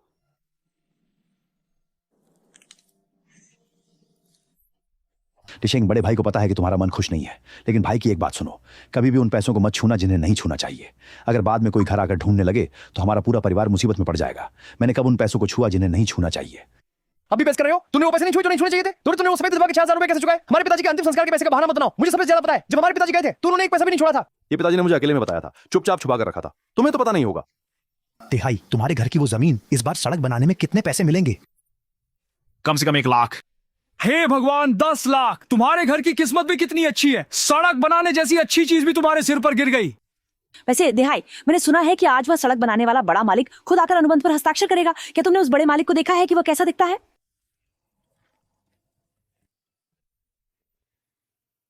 तुम देखो, उसका हाल दिखावा करते हुए एक पुरानी मोटरसाइकिल चला रहा है। इतना बड़ा आदमी हो गया है और दिन भर कुछ नहीं करता, नौकरी भी नहीं ढूंढता। हाँ, 2 भाई। अंतर इतना बड़ा कैसे हो सकता है? लियांग जाए, हम फिर से मिल गए।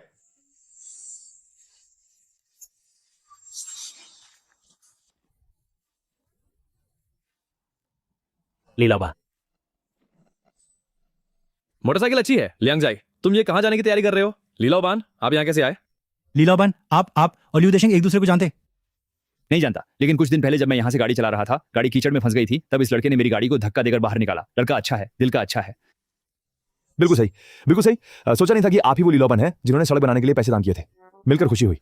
मैंने तो कहा था, लियू देशिंग कैसे लीलाओबान जैसे बड़े आदमी को जान सकता है? आखिरकार बस किसी की गाड़ी धकेलने में मदद की थी। गाड़ी धकेलना, उसकी तो किस्मत ही खुल गई जो लीलाओबान जैसे बड़े आदमी की गाड़ी धकेलने का मौका मिला। ली बॉस, आज आप यहाँ किस निर्देश के लिए आए हैं? कोई विशेष निर्देश नहीं। मैंने कस्बे में सड़क निर्माण के लिए 1 करोड़ का दान दिया है। आज मैं देखने आया हूँ कि प्रगति कैसी है। सड़क बनाने की बात पर आप निश्चिंत रहें। कस्बे से गांव को जो पैसा मिला है हम सुनिश्चित करेंगे कि वो पूरी तरह सही जगह पर खर्च हो। वैसे सड़क निर्माण के लिए धन पर्याप्त है क्या? काफी है, कैसे नहीं है। आपने जो पैसे दिए हैं वे बिल्कुल पर्याप्त हैं। एक सड़क बनाने की बात तो छोड़िए, 2 और बनाने के लिए भी काफी है। रुको, मेरे पास एक सवाल है। लियो देशेंगा, तुम क्या कर रहे हो? कोई बात हो तो पहले मुझे लीलावान से बात करने दो। नहीं सरपंच, मेरे पास एक सवाल है जो मुझे अभी साफ करना है। अभी जो बातें हुई, पहले तुमने मुझे ऐसा नहीं कहा था। मैंने अभी क्या कहा? मैंने कुछ नहीं कहा। यहाँ पर शरारत मत करो। लीला और बान बड़ी मुश्किल से यहाँ आए हैं। यहाँ पर मजाक मत बनाओ। हमारे लियो परिवार की इज्जत मत गिराओ। कोई बात है तो घर जाकर कहो। मैं कोई बकवास नहीं कर रहा हूँ, इस बात को आज ही साफ करना होगा। अरे उसे मत रोको, मैं तो ऐसा इंसान हूँ जिसे तमाशा देखना और न्याय करना पसंद है। तुम लोगों के पास जो भी कहना है यही कहो, मैं तुम्हारे लिए न्याय कर दूंगा। जीरन ली लाओबान दू जमा शोलो ना वो जो जाए गन्निन शो शुआ कैंग छाई चुन चांग दाई जाओ छन छुन रंबा वो दू जाए शो शिवलू हाई छाई शमो। लीलाबान, आप उसकी बातों पर ध्यान न दें। ये हमारे गांव के आंतरिक मामलों से जुड़ा है, इसलिए आपको चिंता करने की जरूरत नहीं है। बकवास, अभी इतने सारे लोग मौजूद थे, सबने साफ साफ सुना। क्या जब लीलाओबान के सामने आते हैं तो हमारे गांव की सड़क बनाने के लिए पैसे की कमी नहीं होती? ये क्या तर्क है? मैं भी गांव की भलाई के लिए ही कह रहा हूँ। लीलाओबान का पैसा सही जगह पर खर्च होना चाहिए। अगर बाद में पैसा कम पड़ गया तो क्या होगा? हमारे गांव में पहले से ही कुछ इकट्ठा कर लें ताकि जरूरत पड़ने पर काम आ सके। इसलिए तुमने मुझे अकेले से 50,000 देने के लिए कहा। मैं तुम्हें 50,000 कहां से लाकर दूं? तुमने लियू योंग से 50,000 क्यों नहीं मांगे? वो तो गांव में फैली अफवाहें थी ना। कौन जानता था कि तुम्हारे पास सच में पैसे नहीं है। सबको लगा कि तुम अमीर हो गए हो, इसलिए मैंने सोचा कि तुम थोड़ा ज्यादा दान कर दो। ये भी तो सामूहिक हित के लिए है। तो इसका मतलब ईमानदार लोगों को तुम्हारे द्वारा ठगा जाना चाहिए और तुम लोग उन्हें घेर कर पैसे मांग सकते हो सिर्फ इसलिए कि किसी ने एक अफवाह फैला दी। तुम लोग खुलेआम पैसे लूट सकते हो। ठीक है, मैं समझ गया, लेकिन ये तुम्हारे गांव की आंतरिक बात है। मैं एक बाहरी व्यक्ति हूँ, इसमें नहीं पड़ता। हाँ, लीलाबन से कह रहे हैं। ये हमारे गांव की छोटी छोटी बातें हैं, चिंता करने लायक नहीं है। तो लीलाबन, आपको जरूर रुककर एक साधारण भोजन करना चाहिए, फिर जाना। खाना नहीं खाऊंगा। मैं आज बस ये देखने आया था कि मैंने जो सड़क बनाने के लिए पैसे दान किए थे वे सही जगह पर लगे हैं या नहीं। अब लगता है कि कुछ उपायों की जरूरत है। लीलाबान, आपका मतलब क्या है? मेरा मतलब है इस सड़क निर्माण के लिए जो 1 करोड़ की राशि है, आज से हर खर्च की जांच और पुष्टि के लिए मैं अपने विशेष व्यक्ति को भेजूंगा ताकि कुछ लोग सड़क निर्माण के नाम पर अवसर का लाभ उठाकर अपनी जेब न भर सकें। लीलाओबा, ये इतनी परेशानी की बात नहीं है।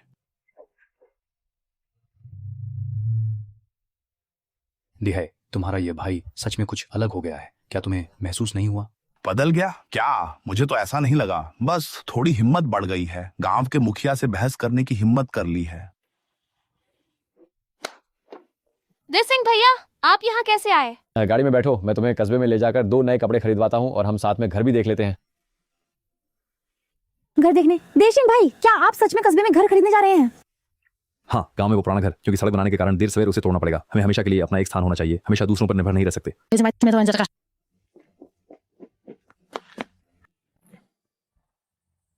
सिंघान, तो तुम ये क्या कर रही हो? घर खरीदना कोई छोटी बात नहीं है। तुम्हारे पैसे शायद पर्याप्त ना हो। मैंने इन कुछ वर्षों में बचत की है और 3 लाख से अधिक रुपए जमा किए हैं। ये सब तुम्हें दे दूंगा।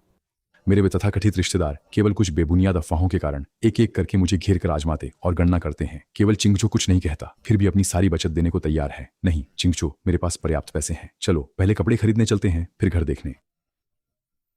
चलो अंदर चलकर देखें, जो पसंद आए वही खरीदें। स्वागत है। सुशुए। लियू देशिंग, ये तुम कैसे हो? तुम यहाँ काम करते हो? देसिंग भैया, वह कौन है? वह सुशुए कहलाती है। अब वह मेरे बड़े भाई लियू देहाई की प्रेमिका है। लियू देशिंग, तुम यहाँ बकवास मत करो। क्या सिर्फ इसलिए कि मैंने पहले तुम्हें पसंद नहीं किया था? क्या तुम्हें मुझे इस तरह बदनाम करना चाहिए? तुम खुद को देखो, मैं तुम्हें क्यों पसंद करती। तुम्हें मुझमें क्या पसंद नहीं आया? कहना चाहिए कि हम शुरू से ही संभव नहीं थे। तुम्हारा ये क्या मतलब है? क्या तुम आज यहाँ मुझे वापस पाने के लिए आए हो? मैं तुम्हें बता दूं लियू देशिंग, इसका कोई चांस नहीं है। क्या तुम्हें टॉयलेट जाना चाहिए? खुद जाकर आईने में देखो, ये भी नहीं देखते कि तुम कैसे दिखते हो। तुम रहे हो? मैं समझ गई। लियू देशिंग, तुम जानबूझकर इस औरत को मेरे सामने लाकर दिखावा कर रहे हो, है ना? मुझे पछताना देखना चाहते हो क्या? सच में बहुत मेहनत की है, कितना बचकाना है ना? लियू देशिंग, तुम जैसे जेब में कुछ नहीं रखने वाले की हिम्मत कैसे हुई मुझे गाली देने की? तुमने देखा भी है ये जगह क्या है? यहाँ के कपड़े तुम्हारे 1 महीने की तनख्वाह के बराबर हैं, पता है? तुझे गाली दी तो क्या हुआ? अभी तो कानून का समाज है, नहीं तो मैं तुझे थप्पड़ मार देता। तू मानता है या नहीं? तुम हिम्मत करो, मुझे छू कर देखो। 2 मेहमानों, माफ कीजिएगा, क्या आप कपड़े खरीदने आए हैं? क्या आपको मेरी मदद की जरूरत है? कपड़े खरीदना, ये जो कुछ 10 रुपए भी नहीं निकाल सकता। अगर यह यहाँ के कपड़े खरीद सके तो मैं आज यह हैंगर खा लूंगी। मेरे और मेरे पास खड़ी इस महिला के लिए 2-2 जोड़ी उपयुक्त कपड़े चुने।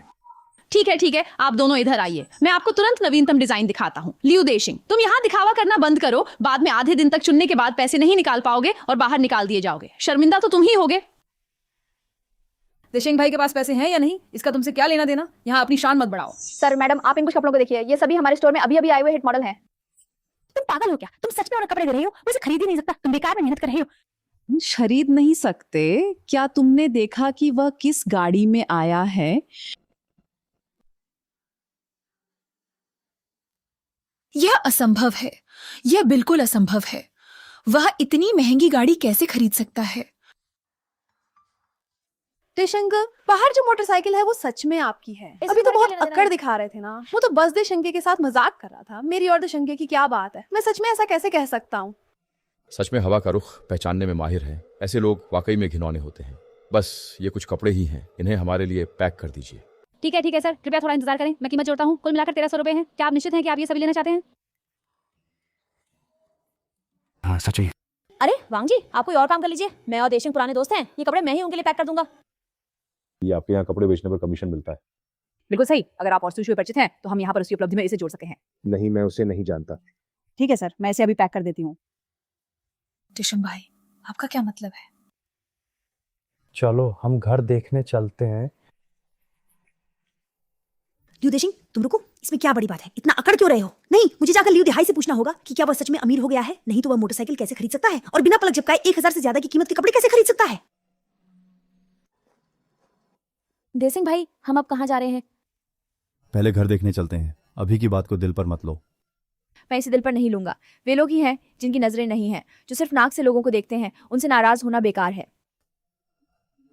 वह अचानक इतना अमीर कैसे हो गया? कुछ 1000 रुपए में मोटरसाइकिल खरीद ली, अब बिना पलक झपकाए 1000 से ज्यादा में कपड़े खरीद रहा है। हेलो छोटी बर्फ, कैसे याद किया मुझे फोन करने के लिए? क्या तुम मुझे याद कर रही हो? क्या सोच रहे हो? मैं तुमसे पूछ रहा हूँ, तुम्हारा वो भाई लूची आखिर क्या मामला है?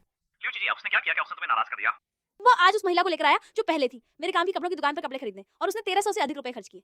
कैसे मुमकिन है? उस आदमी के पास तो खाने के लिए भी पैसे नहीं है। उसके पास 1000 से ज्यादा रुपए कहाँ से आए? मैं कैसे गलत व्यक्ति को देख सकता हूँ? और वह 3 लाख से अधिक की मोटरसाइकिल चला रहा है। मोटरसाइकिल? क्या वह उसके दोस्त से उधार नहीं ली थी? मैंने उससे पहले ही पूछ लिया था। उधार की? तुमने किसे देखा है जो किसी और की मोटरसाइकिल उधार लेकर रोज चलाता हो, और वो भी नई जैसी दिखती हो? क्या हुआ? सूशु ने कहा, लियू देशेंग ने आज कस्बे की कपड़ों की दुकान में 1000 से अधिक रुपए के कपड़े खरीदे। मैंने तो कहा था, मैंने पहले ही कहा था कि वह कुछ गड़बड़ कर रहा है। वो जरूर अमीर हो गया है, नहीं तो वह इतना उदार कैसे हो सकता है? लेकिन उसके पास पैसे कहां से आए? हमारे घर की स्थिति तुम जानते ही हो। जब देशेंग वापस आए तो क्यों ना हम उसे आजमाएं। उसके वापस आने का इंतजार क्यों करें? अभी जाकर पुराने घर की तलाशी लो। देखो वो लड़का हमसे क्या छुपा रहा है।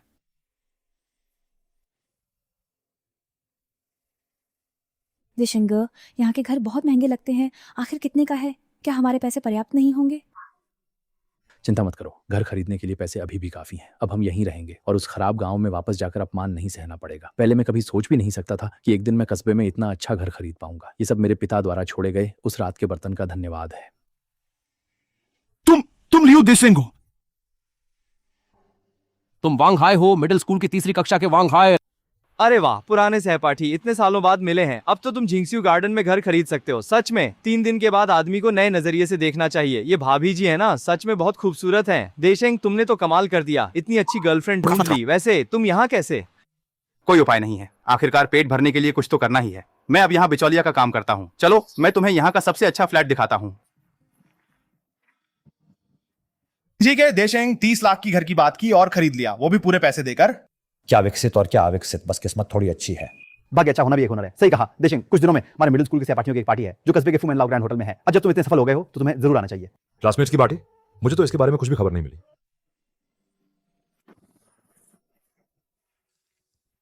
जाते समय दरवाजा ठीक से बंद किया था। ये कोई ताला तोड़ कर आंगन में घुसा है। दीशंग, तुम आखिरकार वापस आ गए। हम दोनों यहाँ तुम्हारा 1 घंटे से अधिक समय से इंतजार कर रहे हैं। तुम लोगों ने मेरा कमरा खंगाला। क्या तुम्हारा कमरा? ये पूरा घर मेरा है। अभी तो बस तुम्हें अस्थायी रूप से रहने दिया है। मैं जैसा चाहूं वैसा कर सकता हूं। तुम्हारा घर है, ठीक है, तो मैं बाहर चला जाता हूँ। लड़के मुझसे बहाने मत बनाओ, आखिर तुम मुझसे क्या छुपा रहे हो? भाई क्या तुमने पहले ही मेरा कमरा पूरी तरह से नहीं खंगाल लिया था? क्या तुम्हें अपनी मनचाही चीज नहीं मिली? हमने सच में कुछ भी नहीं पाया, लेकिन तुम निश्चित रूप से कुछ गड़बड़ कर रहे हो। अगर तुम ईमानदारी से नहीं बताओगे तो हम रोज आकर तलाशी लेंगे। आधे नागर खोजो, ठीक है? वैसे भी मैं घर बदलने वाला हूँ, ये घर भी तोड़ दिया जाएगा, तुम लोग जैसे चाहो वैसे खोज सकते हो। क्या तुम सच में बाहर जा रहे हो लियू देशिंग? तुम ईमानदारी से बताओ, क्या तुम सच में अमीर हो गए हो? मैं कहाँ जा रहा हूँ, इससे तुम्हारा कोई लेना देना नहीं है। कल से हम अपनी अपनी राह चलेंगे, एक दूसरे से कोई मतलब नहीं होगा। जाना चाहते हो? इतना आसान नहीं है। आज तुम बात साफ के बिना इस आंगन से जाने का सोचो भी मत।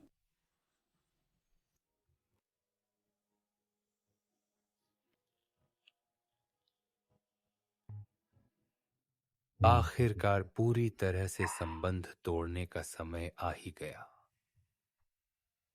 देखो तुम लोग अब कैसे दिख रहे हो। सगे भाई चचेरे भाई आंगन में ही लड़ाई करने की तैयारी कर रहे हो। बाहर ये बात फैलेगी तो पूरे गांव के लोग हंसेंगे। तीसरे चाचा, हम उससे हाथापाई नहीं करना चाहते थे, लेकिन ये लियू देशिंग लड़का ईमानदार नहीं है, कुछ बातें हमसे छुपा रहा है। उसके पास तुमसे छुपाने के लिए क्या है? क्या उसने चोरी की है या लूटा है? तुम्हें ताला तोड़कर किसी के घर में घुसने का हक किसने दिया? लियू देशिंग, तुम एक समय के लिए छुपा सकते हो, लेकिन हमेशा के लिए नहीं। तुम निश्चित रूप से हमसे कुछ छुपा रहे हो, हम इसे जल्द या बाद में पता लगा लेंगे। तुम इंतजार करो, जब मैं हमारी बहन की तरफ का मामला सुलझा लूंगा तब मैं तुमसे पूछने आऊंगा। मुझे यकीन नहीं है कि तुम हमेशा छुपा सकते हो।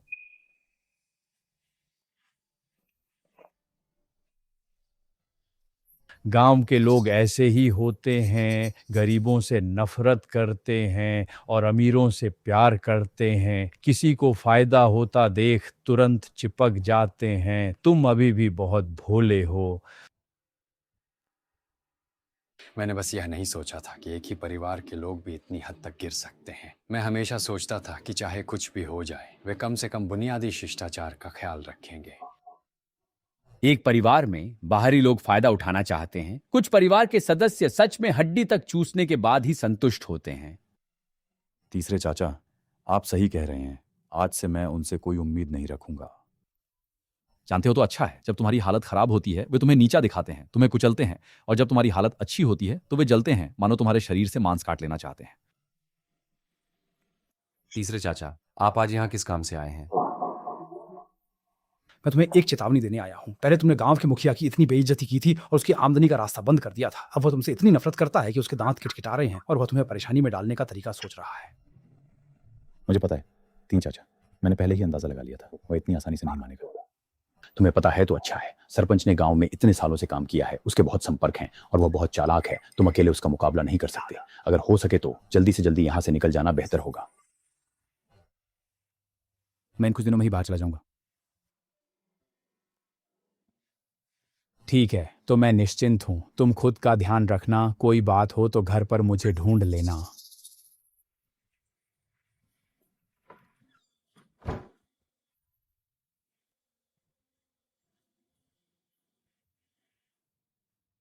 अच्छा हुआ मैंने बैंक कार्ड को इतनी छुपा कर रखा, नहीं तो आज वे इसे सच में खोज लेते। इस कार्ड में कोई भी गलती नहीं होनी चाहिए। ये पुराना घर अब पूरी तरह से असुरक्षित हो गया है। तुरंत ही यहां से जाना होगा।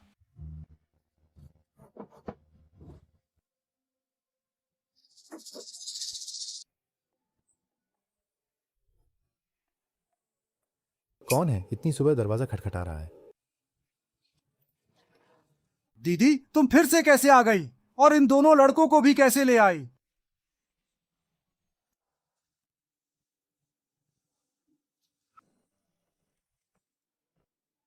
देशिंग, तुम्हारी बात मुझे सब पता चल गई है। तुम मुझसे कब तक छुपाओगे? दीदी, आप क्या कह रही हैं? मैंने आपसे क्या छुपाया है? मैं तो ठीक हूँ, क्या हो सकता है? तुम अभी भी दिखावा कर रही हो। कल गांव के मुहाने पर जो हुआ वो पूरे गांव में फैल गया है। सरपंच ने दर्जनों लोगों के साथ तुम्हें रोककर पैसे ऐंठने की कोशिश की। तुमने सरपंच को नाराज कर दिया। क्या तुम सच में कह सकते हो कि तुम्हें जरा भी चिंता नहीं है? चिंता करने से क्या होगा? वो मुझसे परेशानी करना चाहता है, मैं बच भी नहीं सकता, इसलिए मैंने जाने की तैयारी कर ली है। चले जाऊं? कहाँ जाऊं? हमारे पिताजी के जाने के समय घर की सारी चीजें देहाई को दे दी गई थी। तुम कहाँ जा सकते हो? क्या पुल के नीचे जाकर रहोगे? मैंने एक रिश्ता बनाया है। वो कस्बे के प्राथमिक विद्यालय की शिक्षिका है, बहुत अच्छी है और मेरी गरीबी से भी कोई शिकायत नहीं है। मैं उसके साथ रहने की तैयारी कर रहा हूँ। कुछ समय बाद जब सब कुछ स्थिर हो जाएगा तो शादी कर लेंगे। तीशिंग, तुम सच में बदल गए हो। पहले लड़कियों को देखते ही तुम्हारा चेहरा लाल हो जाता था और जब भी किसी रिश्ते की बात होती थी तो तुम चिढ़ जाते थे। अब तो तुमने टीचर से भी बात कर ली। क्या सच में सूरज पश्चिम से निकल आया है? दीदी, लोग बदलते हैं। पहले मैं गरीब था, कोई मुझे नहीं पूछता था, यहाँ तक कि एक कुत्ता भी मुझ पर भौंकने की हिम्मत करता था। अब मैं पहले की तरह नहीं जीना चाहता। तुम नहीं बदले हो, तुम्हें आत्मविश्वास आ गया है। पहले तुमसे झुकाकर चलते थे, अब कमर सीधी करके चलते हो, यहाँ तक कि तुमने मुखिया से भी टकराने की हिम्मत कर ली। देशेंग, तुम ईमानदारी से बड़ी बहन को बताओ, तुम्हारा आत्मविश्वास किस पर आधारित है? दीदी, मैं अब भी वही हूं। आत्मविश्वास इसलिए है क्योंकि मैंने कुछ बातें समझ ली हैं। इंसान को जीते जी हमेशा दूसरों से तिरस्कार नहीं सहना चाहिए। ठीक है, तुम नहीं बताना चाहते तो मैं भी जबरदस्ती नहीं करूंगी। हमारे पिताजी जल्दी चले गए, घर में बस हम 3 भाई बहन ही बचे हैं। कोई भी बात हो तो मुझे बताओ, अकेले मत सहना, समझे? दीदी, आज आप यहाँ किस काम से आई हैं? आज मैं खास तौर पर तुमसे माफी मांगने आई हूँ। कुछ दिन पहले गांव की उन अफवाहों को सुनकर मैंने बिना सोचे समझे तुमसे मिलने आ गई और सीधे तुमसे 50,000 रुपये उधार मांग लिए। ये मेरी गलती थी, तुम इसे दिल पर मत लेना। दीदी, ये बात अब बीत चुकी है। 3 चाचा ने मुझे कुछ बातें सिखाई, मुझे लगता है कि उन्होंने बिल्कुल सही कहा। ये लड़का जल्द ही शादी करने वाला है, दहेज की मांग काफी है, लेकिन तुम चिंता मत करो, मैं और तुम्हारे जीजाजी कुछ और उपाय सोचेंगे, किसी तरह से पूरा कर लेंगे, तब शादी में तुम्हें जरूर बुलाएंगे। मैं जाऊंगा, उस समय मैं भांजे को एक बड़ा लिफाफा दूंगा। दीशे, तुम दीदी की बात याद रखना, कोई भी बात हो तो जरूर बताना। कोई मुश्किल आई तो दीदी तुम्हारे साथ मिलकर रास्ता निकालेगी। समझ गया दीदी, रास्ते में धीरे चलना।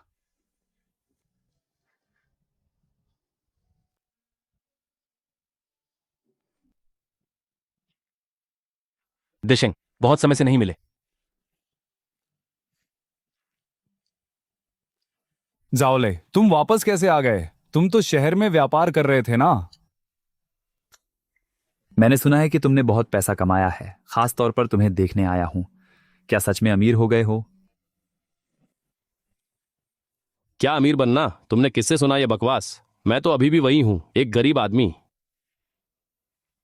देशेंग, हम बचपन से साथ में बड़े हुए भाई हैं। अगर तुम सच में अमीर हो गए हो तो मुझे मत भूलना। बस गांव की कुछ अफवाहें हैं, तुम भी विश्वास करते हो। वैसे तुम शहर में अच्छी तरह काम नहीं कर रहे थे, अचानक वापस आने का क्या कारण है? हाय, मत पूछो, व्यापार में कुछ परेशानी आ गई है, कुछ छोटी मोटी बातें हैं, इसलिए पुराने घर आया हूं मन बहलाने। हाँ, वांग हाई ने मुझसे पहले कहा था कि कल हमारी मिडिल स्कूल के सहपाठियों की एक बैठक है जो कस्बे के फू मैन लू में है। क्या तुम जाओगे? क्लासमेट्स की पार्टी, उसमें तो मैं जरूर जाऊंगा, क्यों नहीं जाऊंगा। वाह, ये तो वही नया मॉडल है ना, इसकी कीमत तो 3 लाख से ज्यादा होगी। देशेंग, तुम कहते हो कि तुमने कोई पैसा नहीं कमाया, दोस्त ने मुझे कुछ दिनों के लिए चलाने के लिए दिया है, 2 दिन बाद वापस कर दूंगा। मेरे पास इतना महंगा सामान खरीदने के लिए पैसे कहाँ हैं? ठीक है, तुम कहते हो उधार की है तो उधार की ही होगी। क्या बात है, और कुछ? लेकिन सच कहूं तो गांव में हाल ही में तुम्हारे बारे में काफी अफवाहें हैं। कोई कहता है कि तुमने बहुत पैसा कमा लिया है, कोई कहता है कि तुमने पैसे उधार लिए हैं, और कोई कहता है कि तुम्हें किसी अमीर औरत ने पाल लिया है। तुम खुद का ध्यान रखना, कहीं धोखा ना खा जाओ। पता है, मुझे सब समझ में है। 只是因为一句虚无缥缈的留言，平时八竿子打不着的人都一个个凑上来了。以前我穷的时候，谁正眼看过我一眼？算了，我倒要看看这家伙到底想算计我什么。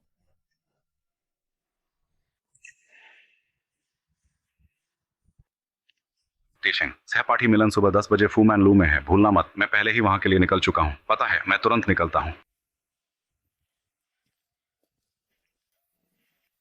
डीशंग, मेरी गाड़ी माजदा, तो मैं पहले चलता हूं। फू मैन लू में मिलते हैं। हाँ, फू मैन लू में मिलते हैं।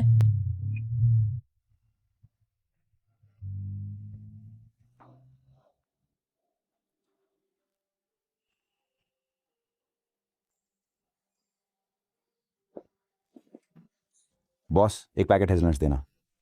अरे ये तो देशेंग है, कमल के फूल 30 रुपए का एक पैकेट है। अगर तुम्हारे पास पैसे नहीं है तो बड़े आदमी बनने का नाटक मत करो, ठीक है? तुम इतनी महंगी सिगरेट पी सकते हो क्या? मैं पैसे खर्च कर रहा हूं, तुम सामान ले लो। तुम्हें क्या फर्क पड़ता है कि मैं खरीद सकता हूं या नहीं?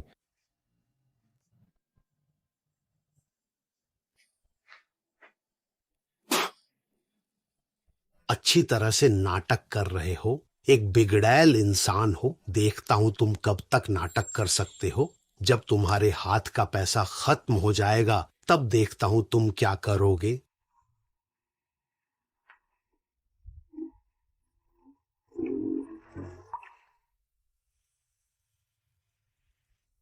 अगर उस समय गांव के मुहाने पर इस लड़के को गांव के मुखिया के लोगों ने नहीं रोका होता तो मुझे सच में नहीं पता होता कि वह इतना दिखावा करने वाला व्यक्ति है। सफेद विधवा, तुमने क्या देखा? इतनी डरी हुई क्यों हो? और कौन? लियू देशेंग। वो लड़का अभी भी उस मोटरसाइकिल पर शेख ही बघार रहा है। उससे तो बचकर रहना चाहिए। सुना है कि वह लड़का हाल ही में बहुत पैसे खर्च कर रहा है। जरूर बाहर कहीं गलत पैसे हाथ लग गए हैं। किसी को क्या मतलब कि उसका पैसा कहाँ से आया। खैर 6,000 रुपए तो उसने लौटा दिए हैं, चाहे उसने उधार लिया हो, उससे मेरा कोई लेना देना नहीं है। देशेंग, तुम इतनी धीरे क्यों चला रहे हो? मैं तुम्हारा आधे घंटे से इंतजार कर रहा हूँ। मौसम ठंडा है, रास्ते में धीरे चला और सुपरमार्केट से एक पैकेट सिगरेट भी खरीदा। मैं कहता हूँ देशेंग, अगर तुम्हारे पास पैसे हैं तो एक छोटी कार खरीद लो, चाहे बारिश हो या आंधी, तुम चला सकते हो। तुम्हारे पास थोड़े पैसे की कमी नहीं है। मैं कार खरीदने के पैसे कहाँ से लाऊं? तुम गाँव के लोगों की बातें मत सुनो। ठीक है, इस बारे में बात नहीं करते। चलो अंदर चलते हैं, सहपाठी इंतजार कर रहे हैं। अरे ये तो हमारे मिडिल स्कूल का सबसे अच्छा छात्र जाओली है ना। नहीं सोचा था कि तुम इस बार भी आओगे। जाओली बड़े शहर में व्यापार करने वाले बड़े मालिक हैं। अगर वो हमारे समारोह में शामिल होने के लिए समय निकालते हैं तो वो हमारे लिए सम्मान की बात है। देखिए, आप तो जरूर बहुत अच्छा कर रहे होंगे। आगे चलकर हमें इन पुराने सहपाठियों का ध्यान रखना होगा। अरे मेरा वो कौन सा बड़ा व्यापार है, बस पेट भरने के लिए ही है। असली बड़े लाओबान तो मेरे बगल में बैठे ये हैं।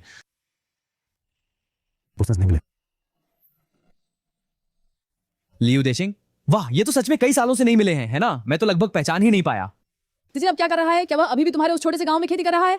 तुम्हें अब यह जाना पहचाना लग रहा होगा। अब देसिंग पहले वाला गरीब लड़का नहीं रहा, अब वह बड़ा अमीर है। उसके पास इतना पैसा है कि किसी को मार सकता है। बड़ा अमीर? सच में? वो तो गांव में चौकीदार था, अचानक से कैसे बड़ा अमीर बन गया?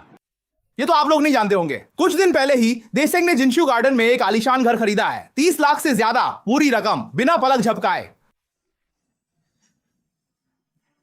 30 लाख से ज्यादा पूरी रकम? जिनशू गार्डन वो तो शहर का सबसे महंगा इलाका है। तुम लोग वांग हाई की बातों पर ध्यान मत दो। वो घर मेरी गर्लफ्रेंड के पैसे से खरीदा गया है, मेरा उससे कोई लेना देना नहीं है।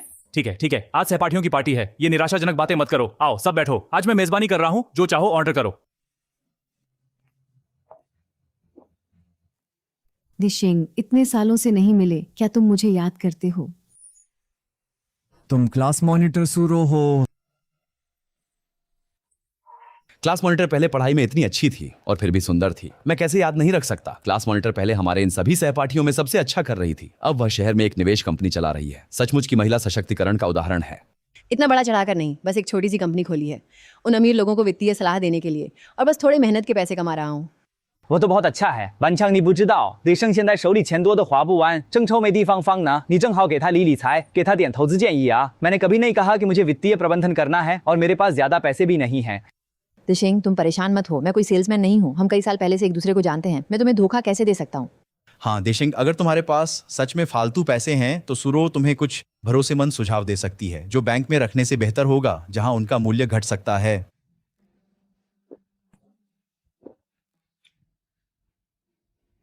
तुम्हारी वह निवेश कंपनी मुख्य रूप से क्या करती है? हमारी कंपनी मुख्य रूप से कुछ रियल एस्टेट और बुनियादी ढांचा परियोजनाओं में निवेश करती है। ये सभी शेयर द्वारा समर्थित परियोजनाएं हैं, जिनमें जोखिम बहुत कम है लेकिन प्रतिफल दर बहुत अधिक है।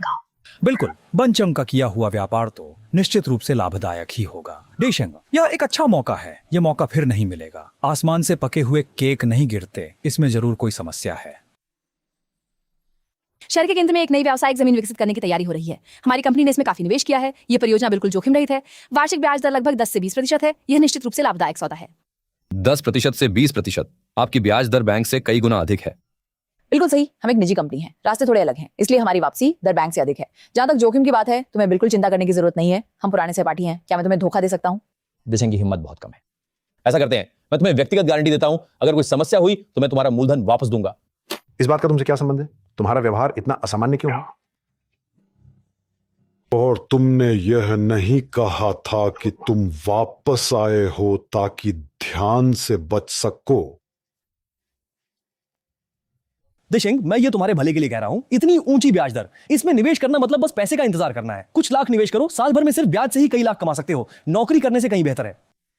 रिटर्न रेट इतना ऊंचा है, इतनी अच्छी कमाई का मौका, लीजिए तुम इसमें कुछ क्यों नहीं निवेश करते?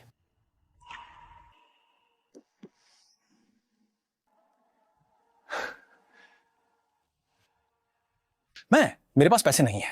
अगर मेरे पास पैसे होते तो मैं पहले ही निवेश कर चुका होता। ये तो बैठे बैठे पैसे कमाने का सौदा है, मूर्ख ही इसमें निवेश नहीं करेगा। असल में ज्यादा निवेश करने की जरूरत नहीं है। हाथ में 10 लाख या 20 लाख हो तो निवेश कर सकते हैं। समय 1 साल का है, हर साल एक बार लाभ का निपटान होता है। अगर 10 लाख का निवेश करें तो 1 साल में 2 लाख रुपए कमा सकते हैं। इतना अच्छा मौका है, अगर मेरे पास पैसे होते तो मैं भी निवेश करता। हाँ, 1 साल में 2 लाख कमाना बहुत फायदेमंद है।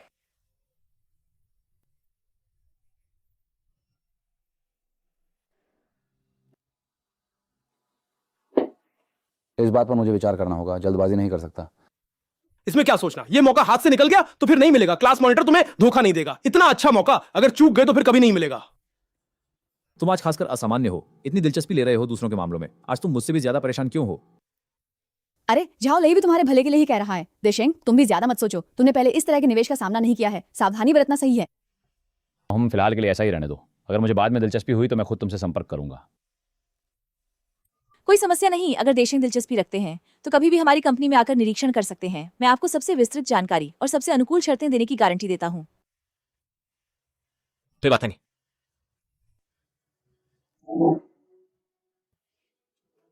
मैं बाथरूम जा रहा हूँ। मैं भी मेकअप ठीक कर लूँ।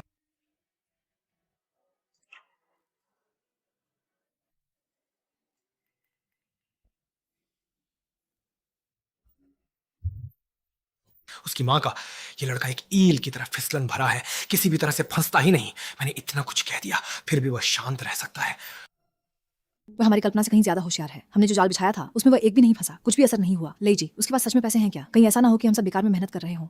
जरूर पैसे हैं। पैसे नहीं होते तो वो 3 लाख से ज्यादा की मोटरसाइकिल खरीद सकता था। पैसे नहीं होते तो वो पूरी रकम देकर जिंक्सू गार्डन में 30 लाख का घर खरीद सकता था। पूरे गांव को पता है। क्या ये झूठ हो सकता है? तो हम आगे भी आजमाते रहेंगे क्या? बेशक ये लड़का कितना भी चालाक क्यों ना हो, ये पैसा मुझे हासिल करना ही होगा। नहीं तो बाहर व्यापार में जो कर्ज लिया है उसे कैसे चुकाऊंगा? चीरन नरम तरीके से काम नहीं बन रहा तो हम सख्त तरीका अपनाते हैं। मेरे पास एक तरीका है जो यह सुनिश्चित करेगा कि हम यह पता लगा सकें कि उसके पास वास्तव में पैसे हैं या नहीं, और उसे पैसे निकालने के लिए मजबूर कर सके। क्या तरीका है? मैं एक बहुत ही काबिल व्यक्ति को जानता हूँ जिसका नाम है सुनगी। उसके हाथ के नीचे कई भाई हैं। समय आने पर उसे लोगों के साथ लाकर हमारे साथ एक नाटक करने को कहेंगे। एक बार मंच पर परीक्षण करने से सब पता चल जाएगा। कैसे अभिनय करना है तुम विस्तार से बताओ। उस समय हम ऐसा करेंगे, फिर वैसा करेंगे। यह सुनिश्चित करेगा कि वह कुछ भी नहीं कह सके। अच्छा विचार है, बहुत बढ़िया। अगर लियू देशिंग के पास सच में पैसे हैं तो हम इसे अपने फायदे के लिए इस्तेमाल कर सकते हैं। अगर उसके पास सच में पैसे नहीं है तो इस बार जो चीज हम चाहते हैं वो स्वाभाविक रूप से लियू परिवार के ऊपर आ जाएगी, और उसके परिवार या उसके बड़े भाई लियू तिहाई को उसके लिए भुगतान करना होगा। चाहे कैसे भी हो, हमें नुकसान नहीं होगा। फिर भी तुम होशियार हो। थोड़ी देर में हमारी अभिनय क्षमता की परीक्षा होगी। धन्यवाद लेंगे। मैं काम पर लग जाऊं तो कोई काम अधूरा रह सकता है क्या?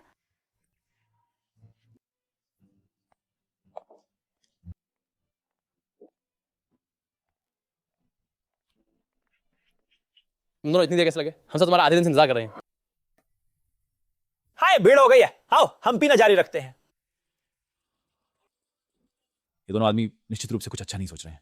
अभी अभी इतनी चापलूसी कर रहे थे, वे हमारी योजना बना रहे हैं। मेरे पास यहाँ कुछ काम है, मैं पहले चलता हूँ। आप लोग धीरे धीरे पीते रहिए। अरे ये कैसे हो सकता है? इतनी मुश्किल से मिले हैं और तुम पहले नहीं जाना चाहते हो? ये ठीक है क्या? आओ बैठो और पीते रहो। आज बिना नशे के नहीं जाएंगे। नहीं, सच में मेरा कुछ काम है।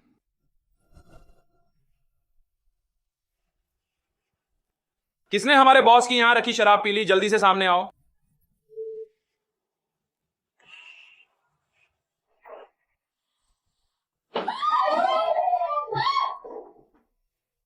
सभी बड़े भाई शांत हो जाएं। हम आज बस एक साधारण सहपाठी मिलन कर रहे हैं, और जो शराब पी रहे हैं वो सब हमने खुद ही मंगाई है। सच में नहीं पता कि आप किस बड़े भाई की शराब की बात कर रहे हैं। क्या आपने गलती से गलत कमरा पकड़ लिया है?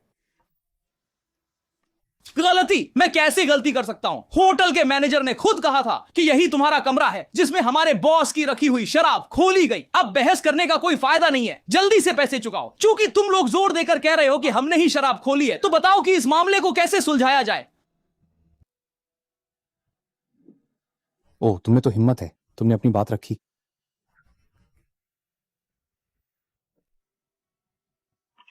ये तो निश्चित रूप से उनकी चाल है। ये तो पहले से ही उनके द्वारा रचा गया चाल है। बस मेरे फंसने का इंतजार कर रहे थे। पहले बात करो। अगर तुम लोग सबूत दे सकते हो कि हमने तुम्हारी शराब खोली है तो जितना भी पैसा होगा हम मिलकर चुका देंगे।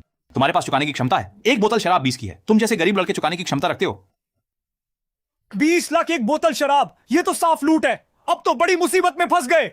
हम सब मिलकर भी 2 लाख रुपए नहीं जुटा सकते। दिशा, ये बिल्कुल उगाई है। हमें उनसे बात नहीं करनी चाहिए। सीधे पुलिस को बुला लेते हैं। 20 लाख? तुम्हारी शराब सोने की बनी है या चांदी की? मैं तुमसे इतनी बेकार की बातें करने का मूड नहीं हूं। आज या तो चुपचाप 20 लाख निकालो और मुआवजा दो, या फिर हम अपने अपने तरीके से चलते हैं। यकीन नहीं है तो तुम लोग आजमा कर देख लो। तुम उनसे जिद मत करो। समझदार व्यक्ति सामने के नुकसान से बचता है। अभी हमने शायद सच में एक अलग बोतल खोली थी। हो सकता है कि वो उनके लीडर की बोतल हो। तो तुम्हारा मतलब भी वही है कि हम सब मिलकर ये पैसा भरे। मेरी स्थिति तो तुम्हें पता ही है। मैं अभी मुसीबत से बच रहा हूँ। इतने पैसे कहाँ से लाऊं? मान लो हम 10 लोग मिलकर बांटें तो भी एक आदमी को 2 लाख रुपए देने होंगे। मैं सच में नहीं दे सकता। हाँ हाँ, मेरे पास भी पत्नी और बच्चे हैं जिन्हें पालना है। मेरी मासिक तनख्वाह सिर्फ 3,000 से थोड़ी ज्यादा है। 20,000 की तो बात ही छोड़ो, मैं 2,000 भी नहीं निकाल सकता। मेरी माँ ने कुछ समय पहले ही सर्जरी करवाई थी। घर की सारी बचत खत्म हो गई और रिश्तेदारों से भी कई लाख उधार लिए हैं। ये पैसा मैं सच में नहीं दे सकता। मैं खुद को भी नहीं पाल सकता। कहाँ से लाऊं इतना पैसा चुकाने के लिए? यही है सहपाठी। अभी थोड़ी देर पहले तक सब अलग अलग बातें कर रहे थे, अब सब सोच रहे हैं कि किसी और को ढाल बना दें। इंसान की स्वार्थी प्रवृत्ति को इन्होंने बखूबी दिखाया है। देखना, क्यों ना तुम पहले सबके लिए ये पैसा निकाल दो। अब तुम्हारी स्थिति अच्छी है, 20 लाख तुम्हारे लिए कोई बड़ी रकम नहीं है। जब सबके पास थोड़ी राहत होगी तब मिलकर तुम्हें पैसा लौटा देंगे, ठीक है? हाँ देशिंग, हम सब गांव के लोग हैं और एक ही स्कूल में पढ़े हैं। ऐसे में हम सबको उनकी वजह से ले जाते हुए नहीं देख सकते।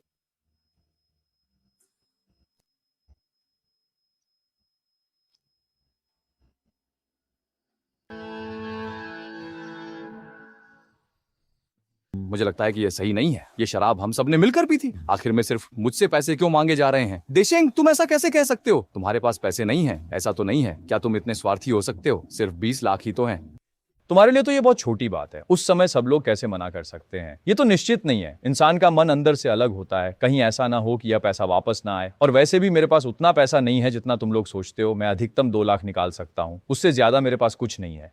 2 लाख कहाँ काफी है? अभी 18 लाख की कमी है। अब क्या करें? समाप्त, अब सच में समाप्त हो गया। मैं 2,000 भी नहीं निकाल सकता। 2 लाख की तो बात ही छोड़ो। दशंक, तुम बेवकूफी मत करो। मुझे अब समझ में आ गया है, ये साफ तौर पर एक जाल है। वे जानबूझकर तुम्हें फंसा रहे हैं। बिल्कुल मत फंसना। मुझे पता है कि यह एक चाल है। मैं बस देखना चाहता हूं कि वे पैसे के लिए कितना नाटक कर सकते हैं। तुम लोगों ने तय कर लिया क्या? बस 20 लाख ही तो हैं, इतना समय क्यों लगा रहे हो? नहीं बड़े भाई, गुस्सा मत करो। हमारे पास पैसे हैं, हमारे पास निश्चित रूप से पैसे हैं। आप हमें 5 मिनट और दें, बस 5 मिनट। हम ये पैसे जरूर देंगे। यकीन दिलाते हैं कि आपको निराश नहीं करेंगे। तुम और क्या कहना चाहते हो? तेशिंग, मानो मैं तुमसे विनती कर रहा हूँ। ठीक है, हम बचपन के दोस्त हैं, इतने सालों की दोस्ती है। तुम हमें मरते हुए नहीं देख सकते। इतने सारे सहपाठियों के सामने तुम पहले हमारी मदद कर दो। पर घटना के बाद हम निश्चित रूप से तुम्हारा ऐसा मानेंगे। तुम हमें जो भी करने को कहोगे हम करेंगे। हाँ देशिंग, सच में नहीं हो सकता। हम सब मिलकर तुम्हें उधारी का नोट देंगे। ये पैसे हम जरूर चुकाएंगे। हम सबको इन लोगों के साथ जाते हुए नहीं देख सकते। मुझे तुम्हारी कृतज्ञता की जरूरत नहीं है और न ही मेरे पास इतनी क्षमता है कि मैं तुम सबके लिए पैसे जुटा सकूं। लियो दशंग, तुम इतने स्वार्थी कैसे हो सकते हो? हम तुम्हें वापस नहीं करेंगे ऐसा नहीं है। तुम्हारे लिए 20 लाख क्या है? क्या तुम बस देखते रहोगे कि हमारी टांगे तोड़ दी जाएं? मुझे तो हैरानी हो रही है। तुम अभी तो अपनी निवेश कंपनी खोलने की डींगे मार रहे थे। अब कैसे तुम 2 लाख रुपए भी नहीं निकाल पा रहे हो? जैसे तुम्हारी जान मांग ली हो। मेरी कंपनी का पैसा तो सब काम में लगा हुआ है। ये सब कुछ अचानक हो गया। मैं इतनी नकदी अपने साथ कैसे रख सकता हूँ? दशम, बात ऐसे नहीं कह सकते।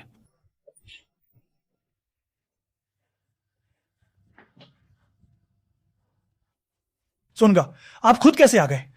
ये छोटी सी बात तो हम ही संभाल सकते थे। आज का यह आयोजन तुम्हारा किया हुआ है। नहीं, आज तो बस एक साधारण सहपाठी मिलन है। जिसने आयोजन किया वही जिम्मेदार है। अगर तुम्हें पैसे चुकाने हैं तो सब मिलकर बांटेंगे। मैं अपनी हिस्सेदारी दूंगा, लेकिन सब कुछ अकेले देना संभव नहीं है। वो ये सब एक ही गिरोह के हैं। जाओ ले। ये लड़का पैसे के लिए सच में अपनी इज्जत भी नहीं रखता। उसने समाज के लोगों को बुलाकर मुझे फंसाने की कोशिश की। बाबा सनलाओ सांड के इलाके में कोई भी चीज असंभव नहीं है। तुमने मेरी शराब पी है, आज ये 20,000, चाहे तुम दो या वे दें, मुझे परवाह नहीं है और न ही मुझे दिलचस्पी है। मैं तुम्हें आखिरी 2 मिनट देता हूं। अगर 2 मिनट के बाद भी पैसे नहीं जुटे तो मैं कानून प्रवर्तन अधिकारियों को सूचित कर दूंगा। मुझे नहीं पता कि तुम लोग कहां से आए हो, लेकिन तुमने जो बातें अभी कही हैं उनके आधार पर मैं तुम्हें 1 रुपया भी नहीं देना चाहता। लड़के, हिम्मत है तो फिर से कहो। तुमने मेरी शराब पी है, बिना पैसे दिए जाने का कोई मतलब नहीं है। मैंने कहा कि मैं तुम्हें 1 पैसा भी नहीं दूंगा।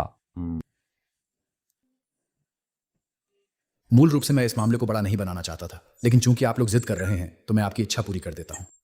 अरे यहाँ इतनी भीड़ भाड़ क्यों है? मुझे तो सबसे ज्यादा मजा भीड़ में ही आता है। इस मालिक, नहीं पता आप कहां से हैं। हम भाई यहाँ कुछ काम कर रहे हैं, कृपया आप थोड़ा सहयोग करें। लियांगज़े, हमारी किस्मत सच में मिलती है। ऐसी जगह पर भी मिल गए। लीलाओबान, हंसी में मत लीजिए। हर बार मुसीबत में ही आपसे मिलना होता है। कोई बात नहीं, इसका मतलब है कि हमारी किस्मत गहरी है। मैंने अभी अभी ऊपर से शोर सुना, देखने आया और सोचा नहीं था कि तुम हो। तू कौन है बे? नहीं देख रहा कि हम यहाँ मुसीबत में हैं? तू यहाँ क्या तमाशा देखने आया है? जल्दी से दफा हो जा। बस दिखावा कर रहा है, कौन जानता है कि ये असली है या नहीं। यहाँ आंखों में खटकने की जरूरत नहीं। इतना अकड़ दिखा रहे हो, बस ये नहीं पता कि ये दिखावा है या असल में कुछ कर सकते हो। मैं तुम्हें सलाह देता हूँ कि बेहतर होगा कि तुम इस मामले में दखल ना दो, नहीं तो तुम्हें भी साथ में निपटा देंगे।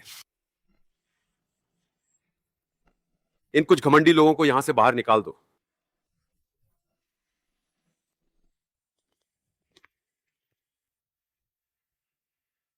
क्या करें, बात खुल तो नहीं जाएगी। नहीं, सुंग ने हमारे पैसे ले लिए हैं और रास्ते के लोग नियमों का पालन करते हैं, हमें नहीं फंसाएंगे। कम वक्त, सच में नहीं सोचा था कि लियू देशिंग जैसे गरीब लड़के की जान पहचान ऐसे बड़े आदमी से होगी। ये दोनों अब भी सपने देख रहे हैं। तुम्हारी वो छोटी चालें पहले ही तुम्हारे चेहरे पर लिखी हुई हैं।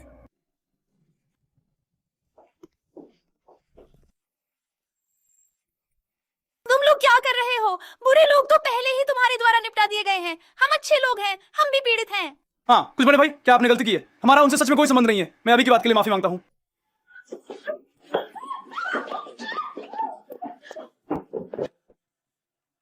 मैं जानता था कि तुमने पहले ही अंदाजा लगा लिया था। ये दोनों लोग बहुत अजीब व्यवहार कर रहे थे। शुरू से ही मुझे शराब पीने के लिए जोर दे रहे थे, फिर नैतिक दबाव डालकर मुझे अकेले पैसे भरने के लिए मजबूर कर रहे थे। ये कुछ छोटे गुंडे साफ तौर पर उनके द्वारा पैसे देकर बुलाए गए हैं। यांग वाकई में होशियार है। मैं अभी ऊपर बाथरूम में था और गलती से सुना कि वे गलियारे में कैसे तुम्हें धोखा देने की योजना बना रहे थे। ऐसे लोग जो पैसे के लिए दोस्तों को भी बेच सकते हैं, उन्हें अच्छी तरह से सबक सिखाना चाहिए। वास्तव में यह उनकी ही चाल थी। बहुत डरावना है। क्या हम लगभग उनके साथ ही बन गए थे? हे भगवान, शुक्र है कि लियू देशिंग ने धोखा नहीं खाया, नहीं तो आज हम सब उनके द्वारा फंस जाते। क्या आप कुछ कहना चाहते हैं? देशिंग, तुमने पहले क्यों नहीं बताया कि तुम इतने काबिल हो, इतने बड़े व्यक्ति को भी जानते हो? अभी तो मैं सच में डर गया था। लीलाओबान तो बस संयोग से गुजर रहे थे। ये जाओ लेई और सुरो की अपनी गलती है, वे खुद ही मुसीबत मोल ले रहे हैं, दूसरों को दोष नहीं दे सकते। लियांग, इन दो लोगों का तुम क्या करने का इरादा रखते हो? क्या इन्हें सीधे उस जगह भेजना चाहिए जहां इन्हें जाना चाहिए? मुझे माफ कर दो देशिंग, मैंने गलती की, मैंने सच में गलती की। मैं अंधा था, मेरी आंखें नहीं थी, मैं लालच में आ गया था जो मैंने तुम्हारे खिलाफ साजिश की। तुम हमारे बचपन के साथ के रिश्ते को देखते हुए मुझे इस बार माफ कर दो, ठीक है? अब पता चला कि मुझसे मदद मांगनी है। जब मेरे लिए जाल बिछा रहे थे और मुझे नैतिक रूप से ब्लैकमेल करने की कोशिश कर रहे थे, तब आज के बारे में क्यों नहीं सोचा? ये बातें तुम अंदर जाकर कानून प्रवर्तन अधिकारियों से ही कहना। हम सबको पुलिस स्टेशन ले जाओ। जबरन वसूली, सबूत पक्के हैं, जो भी सजा होनी चाहिए वही हो। सोचा नहीं था कि कुछ दिनों में ही तुम्हारे अंदर इतनी बड़ी बदलाव आ जाएगी। तुम्हारी कमर सीधी हो गई है और अभी जो स्थिति थी उसमें भी तुम्हारा चेहरा नहीं बदला। सच में पैसा इंसान को बदल देता है। 这一切都是因为您，如果没有您当时给的那500万，现在的我还是那个被全村人看不起、人人欺负的穷小子。 हमारे बीच तो बस जरूरतें पूरी हो रही थी। मुझे धन्यवाद देने की जरूरत नहीं। वो पुरानी चीज मुझे बहुत पसंद आई। असल में मैंने ही कमाया। कैसा लग रहा है लियांग शाही, पैसे आने के बाद? क्या तुम्हें लगता है कि तुम्हारे आसपास के लोग सब बदल गए हैं? मैंने पहले आपकी बात सुनी थी, हमेशा विनम्रता से जीने की कोशिश की, अपनी संपत्ति को ज्यादा नहीं दिखाया, लेकिन कुछ अफवाहों के चलते मेरे आसपास के लोग एक एक करके मेरे पास आ गए। पैसा दुनिया की 99% परेशानियों को हल कर सकता है, लेकिन ये अनगिनत मक्खियों और मच्छरों को भी आकर्षित करता है। आगे का रास्ता भी लंबा है, धीरे धीरे चलो। आप हंसेंगे नहीं। मेरे बड़े भाई, भाभी, चचेरे भाई, बड़ी बहन और बचपन के दोस्त, यहाँ तक कि कई सालों से संपर्क में नहीं रहे सहपाठी, सभी का व्यवहार बदल गया है। गरीबों से नफरत और अमीरों से प्यार करना ये इंसानी स्वभाव है। पैसा बहुत से लोगों को बदल सकता है, लेकिन लियांग जी, तुमने इस प्रक्रिया में अपनी असली पहचान बनाए रखी। पैसे के कारण घमंड में नहीं आए, ये सबसे महत्वपूर्ण है। हाँ, पैसा आपके आसपास के लोगों को अच्छे इंसान बना सकता है और परिवार, दोस्तों को ऐसे बुरे इंसान में बदल सकता है जो आपको नुकसान पहुंचाना चाहते हैं। पैसा एक ऐसा दर्पण है जो बहुत सी चीजों को स्पष्ट कर देता है। लियांग से, तुम्हारे पास इस तरह की भावना है, ये सच में मुझे चौंका देता है। तुम इस स्पष्टता को बनाए रख सको तो भविष्य में निश्चित रूप से बड़ी सफलता प्राप्त करोगे। मैं कोई बड़ा काम नहीं करना चाहता, मैं बस शांति से जीवन जीना चाहता हूँ। मैंने तय किया है कि मैं तुम्हें भाई मानूंगा। आगे चाहे कुछ भी हो, बस एक फोन करना। मैं जो भी मदद कर सकता हूँ जरूर करूंगा। भाई, धन्यवाद किस बात का? हमारे बीच भाईचारे में ये सब नहीं होता। याद रखना, कोई बात हो तो मुझे फोन करना। अब समय आ गया है कि कस्बे में जाकर चिंगाहुई के साथ नई जिंदगी शुरू की जाए। पैसा सच में एक अच्छी चीज है। इसने न केवल मुझे भौतिक और मानसिक समृद्धि दी, बल्कि मुझे इंसानियत को समझने और जीवन को फिर से चुनने का अधिकार भी दिया। यह है असली बदलाव। पैसा सच में एक अच्छी चीज है। इसने न केवल मुझे भौतिक और मानसिक समृद्धि दी, बल्कि मुझे इंसानियत को समझने और जीवन को फिर से चुनने का अधिकार भी दिया। यह है असली बदलाव।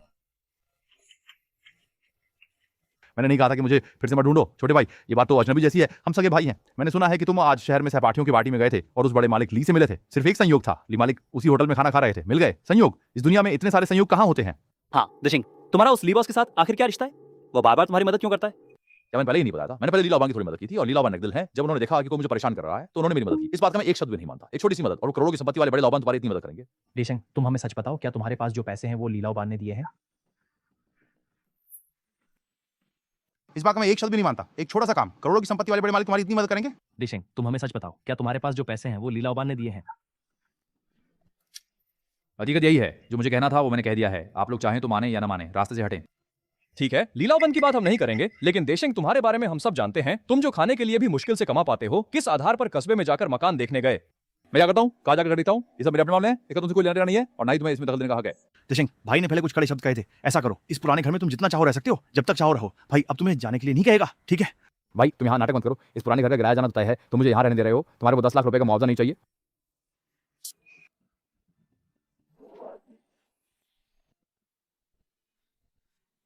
दिशिंग देखो, तुमने तो सच मान लिया। हम सगे भाई हैं, बस 10 लाख रुपए ही तो हैं। अगर हम दोनों भाई इसे आधा आधा बांट लें तो क्या होगा? भाई क्या सच में तुमसे इस छोटी रकम के लिए झगड़ा करेगा? मैं यहाँ रहने का सौभाग्य नहीं रखता और मुझे तुम्हारे 10 लाख रुपए की भी परवाह नहीं है। जब तुम और सरपंच मिलकर मेरे इस छोटे भाई को परेशान कर रहे थे, तब मेरे साथ बराबरी का हिस्सा बांटने का क्यों नहीं सोचा? लूदोशिंग, तुम अपनी हद में रहो। हम भाई हैं, हमारे पिता की छोड़ी हुई विरासत को बराबर बांटना चाहिए। ये पुराना घर तुम्हें लेना ही होगा, चाहे तुम चाहो या ना चाहो। ये तुम्हारे बस की बात नहीं है। भाई तुम्हें इतनी बड़ी बात घुमा फिरा कर क्यों कही? जो कहना है सीधा कहो, मुझसे घुमा फिरा कर बात मत करो। मेरे पास तुम्हारे साथ नाटक करने का समय नहीं है। बहुत आसान है, ये पुराना घर मैं उधारता से तुम्हें आधा दे देता हूँ, तो तुम्हारे हाथ में जो पैसा है वो भी मुझे आधा देना होगा। सगे भाइयों के बीच साफ साफ हिसाब होना चाहिए, इससे सबसे ज्यादा न्याय होता है और कोई भी नुकसान में नहीं रहता। ये तो सच में बहुत बड़ा मजाक है। अब तुम मुझसे आकर न्याय की बात कर रहे हो। मेरे इस बड़े भाई की नजर में भाईचारे की कोई अहमियत नहीं है, सिर्फ पैसे की है। क्या संभव है? बड़े भाई आप मत रहिए। देशिंग, तुम ये कैसी बात कर रहे हो? हम सब लियो परिवार के लोग हैं, हड्डी टूट जाए फिर भी नसें जुड़ी रहती हैं। इसे कैसे बेतुकी बात कह सकते हो? ज्यादा बकवास मत करो। जो कहना है सीधा कहो। क्या तुमने पहले से कस्बे में घर नहीं देख लिया है? ऐसा करो, अपने भाई के लिए भी एक बिल्कुल वैसा ही खरीद लो। बाद में जब पुराना घर तोड़ा जाएगा तो मुआवजे की रकम का आधा हिस्सा तुम्हें दे दूंगा। इससे दोनों का भला हो जाएगा, है ना? हाँ, ये विचार अच्छा है। देशिंग, भाई भी तुम्हारा फायदा नहीं उठाएगा। घर का पुराना मकान जब भी टूटेगा, जितने भी पैसे मिलेंगे भाई तुम्हें आधे देगा, एक पैसा भी कम नहीं होगा। मैंने कई बार कहा है, मुझे घर का पुराना मकान नहीं चाहिए। बड़े भाई, जब तुमने मुझे वो कचरा दिया था, मुझे आज भी अच्छी तरह याद है। क्या उस समय की विशेष स्थिति नहीं थी? और फिर पैतृक संपत्ति तो पैतृक संपत्ति होती है। इंसान को अंत में अपनी जड़ों की ओर लौटना ही होता है। क्या तुम बाद में बूढ़े होकर गांव वापस नहीं आओगे? तो हो सकता है कि भविष्य में सच में इस गांव में कभी वापस ना हो। नहीं देशिंग, ऐसा करो, शहर के घर की प्रॉपर्टी मैं नहीं लूंगा, तुम्हारा नाम ही रहेगा, मैं बस वहां रहूंगा, ठीक है?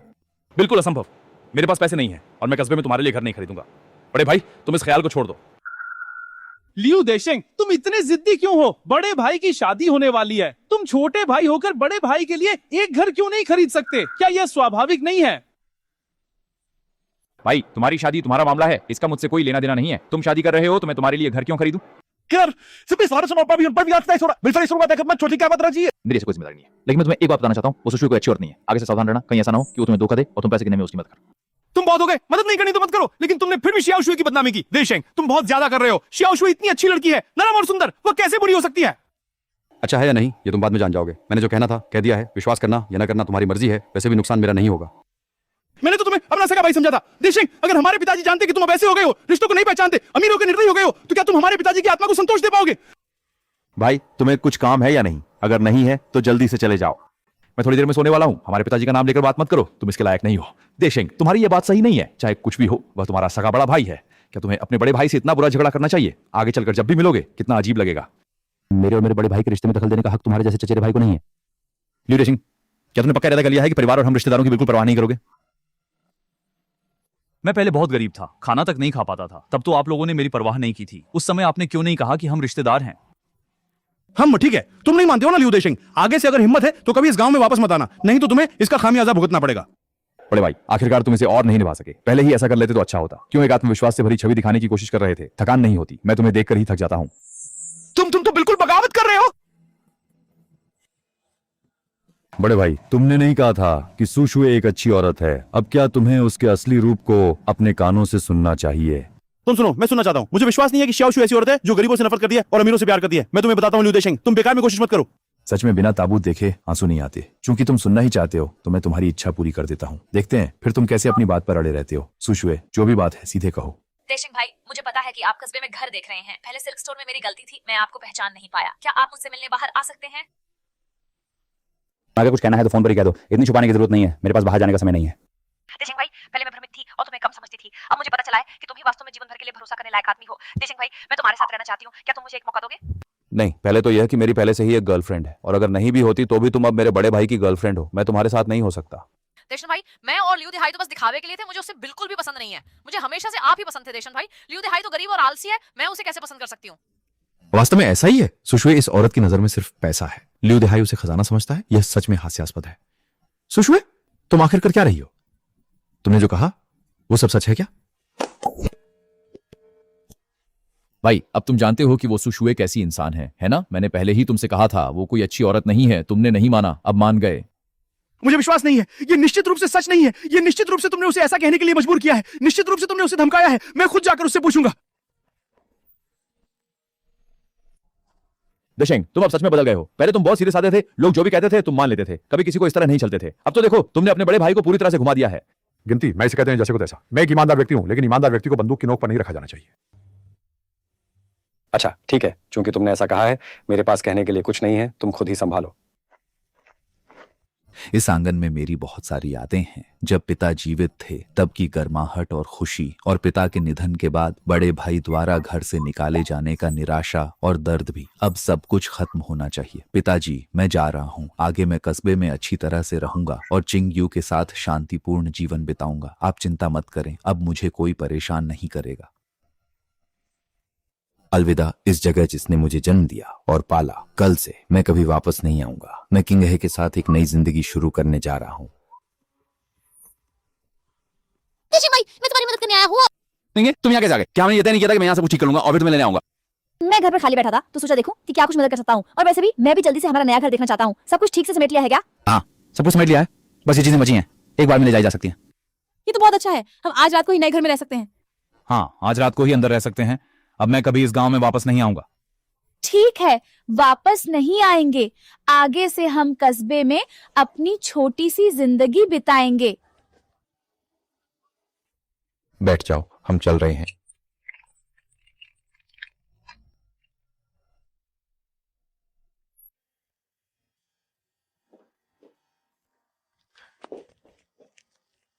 वाह देशिंग भाई, ये घर भी बहुत सुंदर है। पसंद है? ये घर पहले से ही पूरी तरह से सजाया हुआ है। घरेलू उपकरण और फर्नीचर सब कुछ मौजूद है। हम सीधे यहाँ आकर रह सकते हैं। इससे काफी सजावट का काम बच गया। देशिंग, मैंने पहले कभी सपने में भी नहीं सोचा था कि इस जीवन में मैं ऐसा घर देख पाऊंगा। क्या मैं सपना देख रहा हूँ? बिल्कुल नहीं, ये सपना नहीं है, ये हमारा घर है, सिर्फ हम दोनों का घर। ये सिर्फ हमारे नए जीवन की शुरुआत है। आगे के दिन और भी अच्छे होंगे। देशिंग भाई, तो हम कब शादी करेंगे? अगले महीने। तब हम एक शादी यात्रा करेंगे। हम समुद्र तट पर जाएंगे, बर्फीले पहाड़ देखेंगे। यात्रा के दौरान हमारी शादी की सारी तस्वीरें खींच लेंगे। सच में देशिंग भाई? हमारी शादी में हम किसी को नहीं बुलाएंगे, न तो वे अजीब रिश्तेदार होंगे, न ही वे दिखावटी गांव वाले। बस हम दोनों होंगे, ठीक है? ठीक है, मैं सब कुछ देशिंग भाई की सुनूंगी, बस आपके साथ रह सकूं, जैसा भी हो। देशिंग, पर हमारे पास भविष्य में पैसे नहीं रहे तो क्या करेंगे? नहीं, हमारे पास बहुत सारा पैसा होगा, क्योंकि हमारी जिंदगी पूरी तरह से बदल गई है। कुछ चीजें बदल गई है, न केवल हमारे आसपास के लोग, बल्कि हम खुद भी। हाँ, मैं तुम पर विश्वास करती हूँ देशिंग भाई। पैसे होना बदलाव है, लेकिन भले ही पैसे न हो, अगर दिल से माने कि हम खुद को बदल सकते हैं तो जीवन भी बदल सकता है।